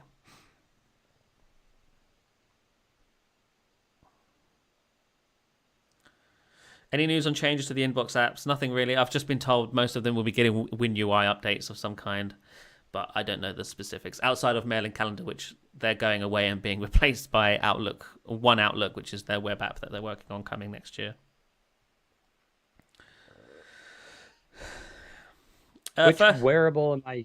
Oh, sorry. Which wearable am I using? I have two: Fitbit Charge 4 and the Aura. I believe it's pronounced Aura Ring. If I had to choose, I would choose the Aura Ring. I think it's one of the best wearables on the market right now. It's really cool. I should try to do a review of it, but I have so much laptops to review. But yeah. Will it be possible to clean install the June beta of Sun Valley? Probably. I mean, it's up to Microsoft whether they release ISOs or not. If they don't, you can manually create an ISO using the. There's a website called uupdump.ml. I use that all the time to create ISOs for builds when they don't release official ones. First off, thank you for answering my questions last week. Second, why won't Windows 10X with the mobile Office apps? I think you're asking why won't Windows 10X use the mobile Office apps? It seems like a missed opportunity. The reason is because those UWP apps are kind of dead. I believe the plan is to replace them with the web apps at some point. Which will basically be the same. I think the web apps are already ahead of the UWP apps in features anyway, so if anything, it'll be an improvement from a features perspective. have we used any Iris Xe Max? Yeah, Iris Xe Max laptops. No. So for those who don't know, Iris Xe, it's a very scalable technology that Intel's invented. It's not just like Iris Pro rebranded. It's a new architecture for the GPUs. And we're going to see it could scale up pretty high, apparently. Like we may see Iris Xe graphics in desktops at some point. It won't be the same one that's in the laptop. It's going to be a much beefier GPU, obviously. But there's a version called Max. And no, I haven't used any laptops with it yet. I don't know if any have come out yet with it, but it's something around the corner. We have to think of Xe as it's a long form plan for Intel, and we barely scratched the surface of what it can do so far. Do you think Panos has a lot on his plate with regards to the launch of Sun Valley with iterative hardware and inconsistent software? How do you think he'll be judged? Well, I think that's the whole point of Sun Valley, right? It's them acknowledging that Windows 10 isn't really very consistent and isn't a joy to use, and they are trying to change that. That's what Sun Valley is. And regarding hardware, usually the fall is where sort of newer, more bigger changes to their hardware come about. And I think that will be the case this year as well. But it's fine for them to iterate sometimes. Like the laptop, I think the Surface laptop is fine. The laptop 4 as is will be fine. I don't think it needs any huge new changes to it. The book, on the other hand, is in dire need of a redesign. Same with the Studio and obviously the Surface Pro series. Those need to be updated. But the Pro X and the Laptop Go, and honestly, I think the Laptop 3/4, whatever, those are fine and will probably be fine for a couple of years at least. With Surface Hub 2X never coming, do you think a Surface Hub 3 is going to happen, or is this a device that is going to be sunset? I think they'll release a new Surface Hub when the time comes, but this isn't a product that needs to be refreshed every 1 or 2 years. I think the first Surface Hub came out in 2015 or 2016, and then this latest one only came out last year. So every 5 or so years, and who knows where Windows Core will be in 5 years' time. One of the reasons why the 2X isn't happening is because Windows Core just isn't ready for that kind of device. 5 years is a long time. By then, maybe 10X might be sort of making grounds in market share and whatnot. And we very well could see a Windows Core version of a Surface Hub 3 or 2 Plus or whatever they want to call it. But yeah.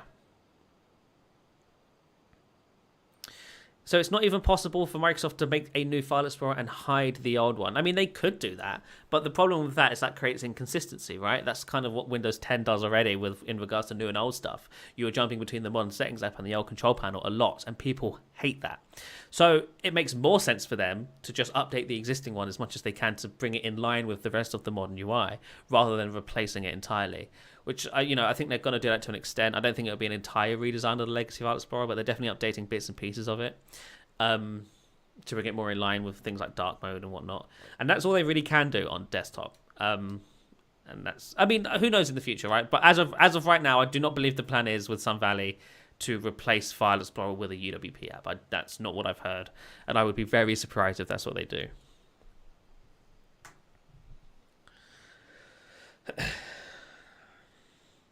When can we hear updates about Windows 10 release? Great question. I have not got an answer for you. It could be any time between June and December. Or even May. Who knows?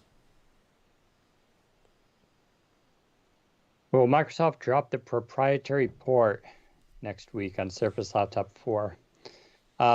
No. There's no... No, the proprietary port is brilliant. And I would be very sad if they drop it from future devices. Yeah.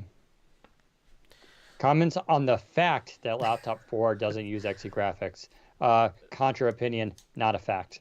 Yeah, so I tweeted about this earlier, and a few people said, "Oh, it does have Iris Xe graphics." Only because if you look at Intel's product specifications for the chip that will be in the Laptop 4, it says the integrated GPU is an Iris Xe graphics chip, and that there is no 950 plus graphics for the 11th gen processor in this configuration at least. So unless Microsoft has gone out of its way to create a custom version that makes the chip worse, then I believe it has to ship with Iris Xe graphics. So we'll just have to wait and see, I think.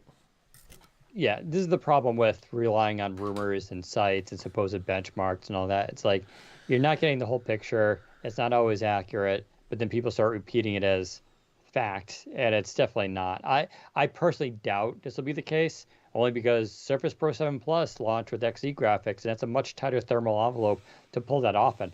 I mean, the Core i5 is a fanless model and has XE graphics, and it does very well.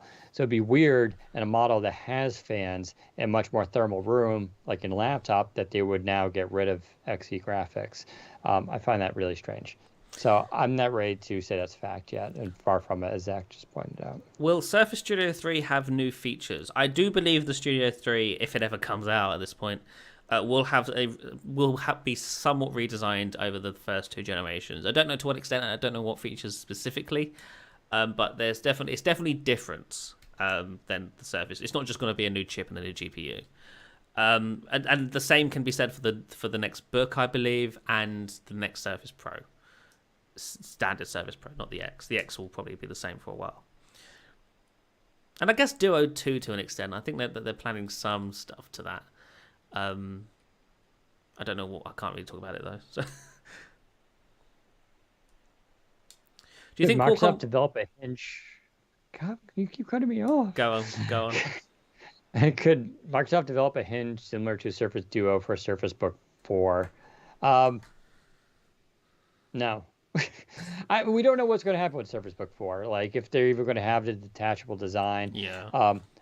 I feel like the actual hinge on Surface Duo is not you find this design in every laptop. It's a dual hinge design. Yeah. Like all modern laptops use this design. They switched away from things like the watch bands of that because it articulates in 2 points. The benefit of that design is you don't need to have a large bottom bezel basically because it's changing the way instead of it just opening where you would have yeah, it articulates in 2 places. It's a better design that saves space, yet gives you the full movement.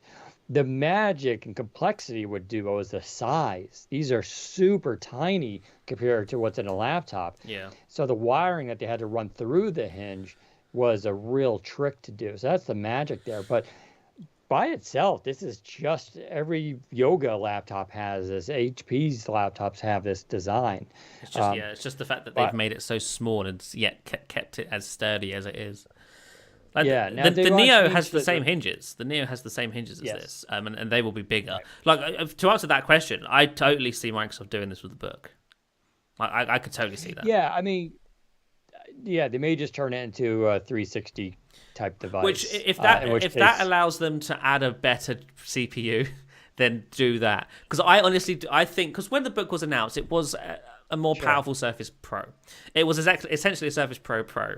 But now that the yeah, Surface laptop exists, I feel like the book should transition away from being a pro version of the Surface Pro. I know that makes no sense, but more towards being a pro version of the Surface laptop.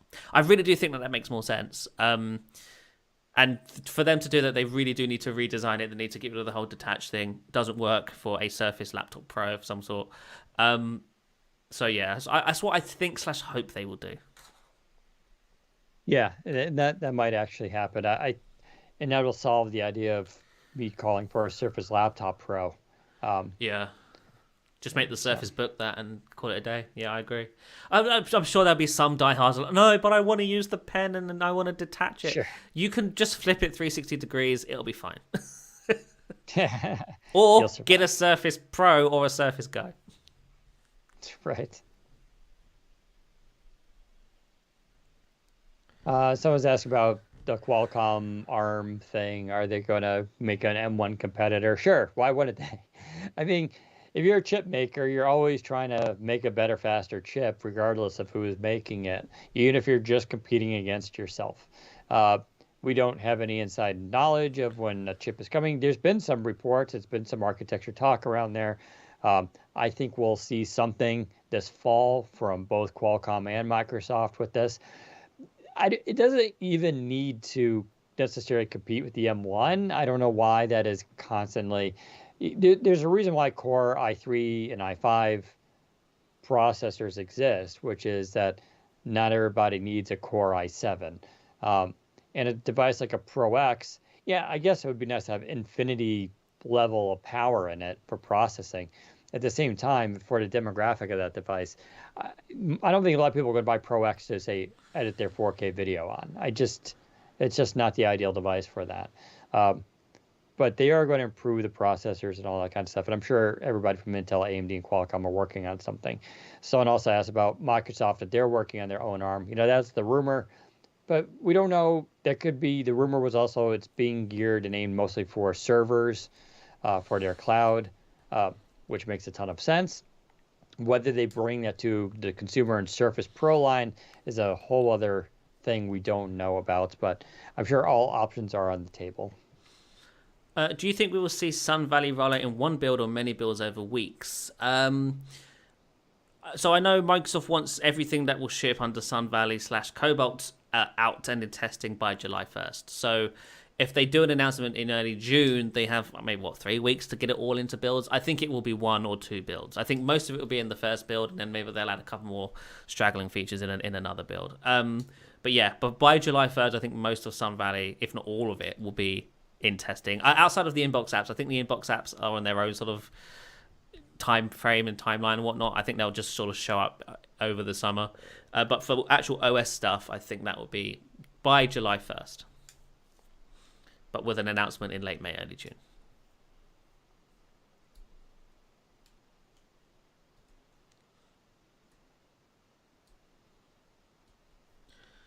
How likely is it that we will see a Surface Book 4 this year? Slim to none. are the chances. Yeah, we're not expecting that at all. What is the codename Hanami? Is it a HoloLens 2 refresh or the military version of HoloLens? I don't know. I've not really heard of that codename. I will try and find out. What do you think of the Surface Headphones 2 Plus? Well, they've not been announced yet, so I don't really know what to expect. If from the rumors being that they're just team certified with a dongle, minor update, I'm not gonna buy them. I have no. I mean, the name implies that it's not a major update Right, or yeah, game they're still the changer. twos, but plus they're just for commercial market. Same with the Surface Pro 7 Plus. Although I feel like the Pro 7 Plus was a much bigger update than what these Yeah, headphones are going to be. it's true. Zach, you seem All like right, you're having let's some see. serious chronic pain. I don't. So, it's the first I've heard of it. All right, a couple more questions, and I think it's time to head off. What can Microsoft do to make Windows 7 users change for a more modern Windows version for performance? Is Windows 10X an option or just buy a new PC? Windows 10X won't be an upgrade option. You can't just upgrade existing PCs to 10X. But 10X PCs will be an option at some point. You will be able to go out and buy one. But I think for most Windows 7 users, I think updating to Windows 10 will be enough. They don't need to go straight to 10X. When will the next HoloLens come out and will it have an infinite view? Well, we don't really know the timeline for HoloLens 2. When did HoloLens 2 come out? HoloLens 2 came out in 2019, right? 2019. And the first one came out in 2016. Was announced in 2015. So 4 years, every 4 or 5 years, maybe. I don't think we'll see another HoloLens for another couple of years at least. 2023. Yeah. 2023, I say. And I would be surprised if it doesn't improve upon the field of view. I thought that's a goal for every new version of HoloLens to make the field of view bigger. And I'm sure they want some sort of hybrid AR VR headset that might be part of HoloLens 3. But honestly, who knows at this point? Did someone call me Darius? Hey, Is Darius. there Darius? Is there Darius in the chat that I'm missing? Asking about my sleep and medical experience. Please clarify. My name is Daniel, not Darius. But if you're referring to me, I'll answer that question. Sir Darius Rubino. I'm going to change my name. I'm now. Any updates on Surface Duo 2? I mean, no. We've heard some things. Well, Zach's heard some things. It's very exciting things. But I think it's still a little too early to publicly. We don't want to promise do things this wrong. that then don't come. Yeah. Well, I've said before, expect the obvious changes. Sure, yeah.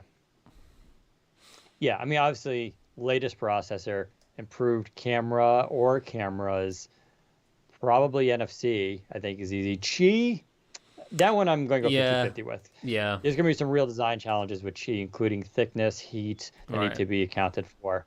And I don't find Qi... I would find, if I had to choose between Qi and NFC, because both are going to take up a lot of space, for sure. NFC would be the one. But improved display, a little bit better, a little bit thinner bezels here and there. I think all that will be... And most importantly, 5G. 5G, right. All right, so the question was for me, what is your sleep and medical experience and expertise all about? For 3 years, I worked at Weill Cornell Medical College in New York City, along with New York Presbyterian, as a sleep technician, also known as a polysomnographer. So that's the sleep stuff. The medical stuff I was an EMT. I was also working on a doctorate studying the brain and language. So I've always been kind of involved in sciencey stuff, and I like science. That's it. Would you all consider Surface Duo a success? That's a good question. I mean, really, Microsoft has to decide about how many they intended to sell and how they sold. I'd also say that's one metric. How many they sold and anticipated selling is important. The other one is whether the rate of returns for it. That's a big one. That was a big one for Windows Phone that a lot of people kind of keep forgetting about. They always talk about the sales of Windows phones, all this kind of stuff. But Windows Phone had a huge rate of return. That is, people bought them thinking they liked it, and they returned it because it didn't have a lot of times the apps, and that's a huge metric. Um, so we don't know what that is. I think it's successful in the sense that, you know, it did create a new category. No one's there competing directly with it yet. It's still technically an early category. It's not like everybody's carrying around Samsung Folds today and it's game over. In fact, one of the only competitors out there was LG, and they're just gone now, right? So Huawei still has a foldable. So I think it's still early days. I'm still using it as my main phone. I know Zach is too. It's gotten much better with software updates. Far from perfect, but it's improved. I don't know. I'm still intrigued every time I use it. It can be better though, of course. But I think it definitely deserves a second and third version. I don't, proof of concept. I think it's a success, Zach, and I'm sure you would agree. Yeah, I think so. Yeah. What's going on with Windows 10X right now? It seems to be stuck at 21319 for a while now. I think you're referring to internal flighting, which isn't really an accurate depiction. There are newer builds of 10X. They're not flighting them. I believe, and I'm not 100% sure about this, but I believe that's because all hands are on deck finishing up Sun Valley, and they want everyone on the Windows team to be flighting and testing Sun Valley instead. So I believe that's why. Don't quote me on that, but I believe that's the reason. 10X is very much not a priority for Microsoft right now. Desktop, 1 billion users, that's their priority. 10X will, assuming they don't cancel 10X, I think if they cancel 10X, that'd be a very, very bad idea. And them essentially giving up on the Chrome book market and education enterprise market in those sort of low-end devices. But 10X will have its time. It not now. It won't be for a while, I don't think. We might start seeing some 10X devices in the second half of this year. But like I said, it will not be a huge launch. It won't be something that consumers can go out and buy. It's very much going to be a muted sort of slow rollout. I think everybody should stop thinking about 10X for at least another 2 years. Until the Surface Neo launches, 10X isn't interesting. It's true. It's true. It definitely needs 10X. Definitely does. Do you see it possible Microsoft would offer a special trade-in deal for Duo 1 switching to second version? Absolutely not. I get this idea. We're asked it every single time about every Surface release that comes out. I just don't see them doing that. There's not a lot of precedent for it. I mean, I kind of get it. Apple has a trade-in program and all that kind of stuff. Maybe there'd be some kind of trade-in. I mean, there's a basic Surface trade-in program already, so maybe they'll do something like that. But beyond that, I'm not really sure. There's going to be like a huge special deal. Do you think Microsoft will change their pen input tech and go back to Wacom, maybe, or something else, which is not the crappy thing they have now? No, I don't see that. They bought Intrig for a reason. They're going to work with that technology. This is outside of my realm of expertise, as I don't draw or ink a ton. There are pros and cons with each one, but I see them continuing to improve. That said, we've talked a lot about on this podcast how we haven't seen a significant upgrade or update to inking on Windows 10 and the hardware since I believe 2017 or 2016. So we're long overdue for that. Hopefully, maybe this fall, Surface Pro 8 could be a chance to basically just really it's got a new OS, it's got a new design, maybe some new pen technology. Like it really could be like this sort of a real revamp of the famous Surface Pro, and they may be holding back on that. So I don't know. We'll have to wait and see. But I don't see them getting away from Intrig. Yeah. Last question, I think. There's a rumor going around that Microsoft finally cancelled the Surface Neo. Is this true? That rumor's been going around since the Surface Neo was announced that it was delayed. Yes. Here's what I will say. I have my ear to the ground on the Surface Neo. As soon as I hear anything about its status, whether it's dead or whether it has a time frame for release, I will be sure to let everybody know. But as far as I'm aware, I have not been told that the Surface Neo is dead. At most, just indefinitely delayed. But as far as I understand it, they still want to do the Surface Neo, like just how they still wanted to do Andromeda after Andromeda was basically postponed indefinitely. The Duo is the result of that. And I'm sure the Neo will eventually arrive in some form running some OS whenever that happens. Yeah, I mean, as we've said before, the only reason Neo is delayed is not because of some fundamental rethinking of what Neo should be. Yeah, it's It's 10x. just because of the 10x. Yeah. It's just that. That's it. They just decided we need to prioritize other stuff. We don't have enough resources. We're putting that on the back burner right now. That and the pandemic, of course, didn't help. The other thing is I keep mentioning the Duo as a dual screen device and as a foldable device like the X1 Fold isn't strictly a Microsoft idea. This is Intel. Intel came up with this concept.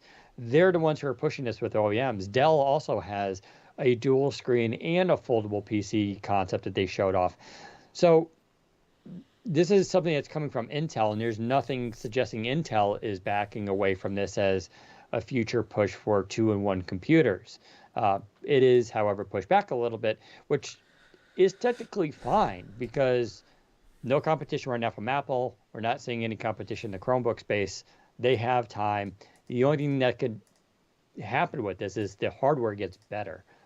New inventions, things become cheaper, things become more efficient, it becomes more reliable. So it's okay, you know. I don't know why. I also will say, and we've mentioned this in the past as well, I think too many people are. Neo looks cool, but it's a proof of concept device. We're not 100% sure it's actually going to be cool or fun to use. And there's a lot of people interested in it, but it's going to be a very expensive device. It's going to be very niche. And I don't think most people are going to buy it. So it's neat. But a lot of people were very excited for Duo. And then when it finally came out, and people were like, oh, okay, Yeah. I'm going to stick with my Samsung phone. So it's like, you know, put this in perspective, right? It's not going to revolutionize things, not on a first release. All right, we don't know the answer to this, but I'll ask anyway. What is the progress of Microsoft's own chips for Azure and Surface? When to expect, especially in Surface? No idea. I mean, that original rumor suggested Surface as an afterthought, but primarily these chips are for sort of servers. They're not really for consumer/commercial PCs.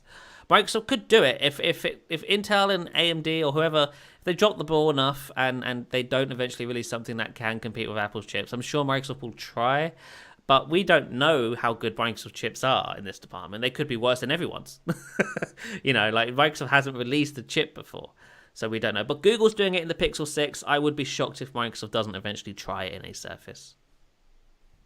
This is the danger of when you hear little bits of something. Yeah. And then your brain fills in the missing details, and then you build it up in your head to be this like ultimate thing, like Microsoft's working on its own ARM chip. It's like, oh man, it's going to be like amazing 3D technology and holograms and all this. I getting back to Apple. Every time an Apple event is about to happen, the rumors are the most hilarious things. It's always like, oh, it's going to have a hologram 3D projector built into it, and it's going to be paper thin and 42 hours of battery life. And then, like, this was happening recently with the iPad mini. It was supposed to be this brand new design and all this. And then the latest rumor is like, oh, it's just going to be the same design from last time. Just a new chip in it. And it's just like, Great. Every time they have an event, it's like, oh, Apple Glass is coming, 3D holographic lenses. You're gonna walk around the world and interacting with stuff, and it's gonna be $242.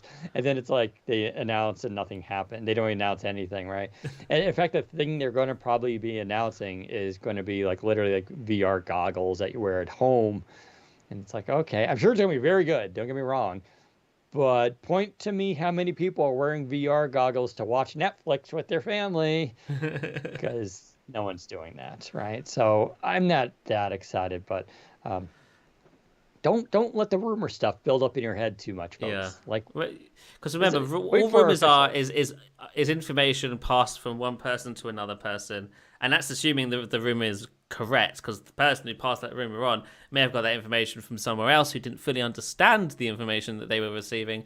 Also, a lot of the time, language barriers can come into effect. This has happened to me multiple times where somebody who doesn't speak English natively tries to contact and provide me information, but because of the language barrier, it's very hard to sort of work out what it is they're trying to say, and it's very easy to misinterpret things. So you have to be careful of these things, right? It's not an easy job. You don't just get told something and it's probably right. You have to corroborate it. You have to make sure what's being told is correct. You've got to be careful with who you talk to regarding other information and where you share that information before publishing it and stuff. Like it's a whole ball game. It's not easy. The biggest thing I've always experienced was the person giving me the info wasn't as knowledgeable about the topic as I was. Yeah. So, like, in other words, they're not the people necessarily working on that direct thing. So questions I would immediately ask, if like someone gave me like a new laptop, like, oh, did you hear Microsoft's working on a new 3-screen laptop? I would have so many questions. I'd be like, what's the processor? Yeah. Is it Intel, AMD? What's the screen type? Is it full? I would have a list of specific questions that would get really nitty gritty.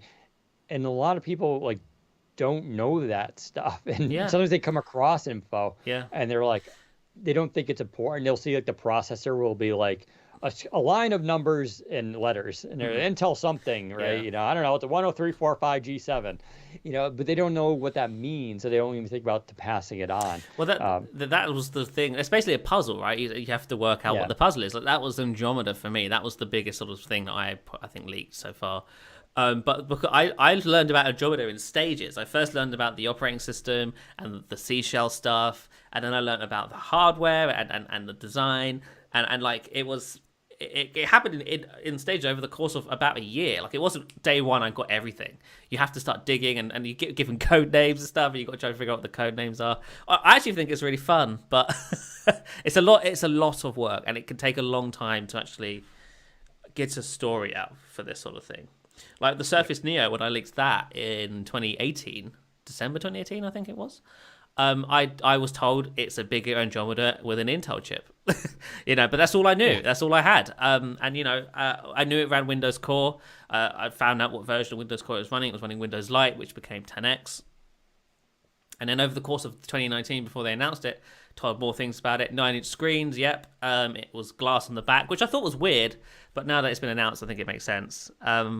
But yeah, like this doesn't happen all at once. Like it takes time to get all the information around these devices or products, software, services, whatever.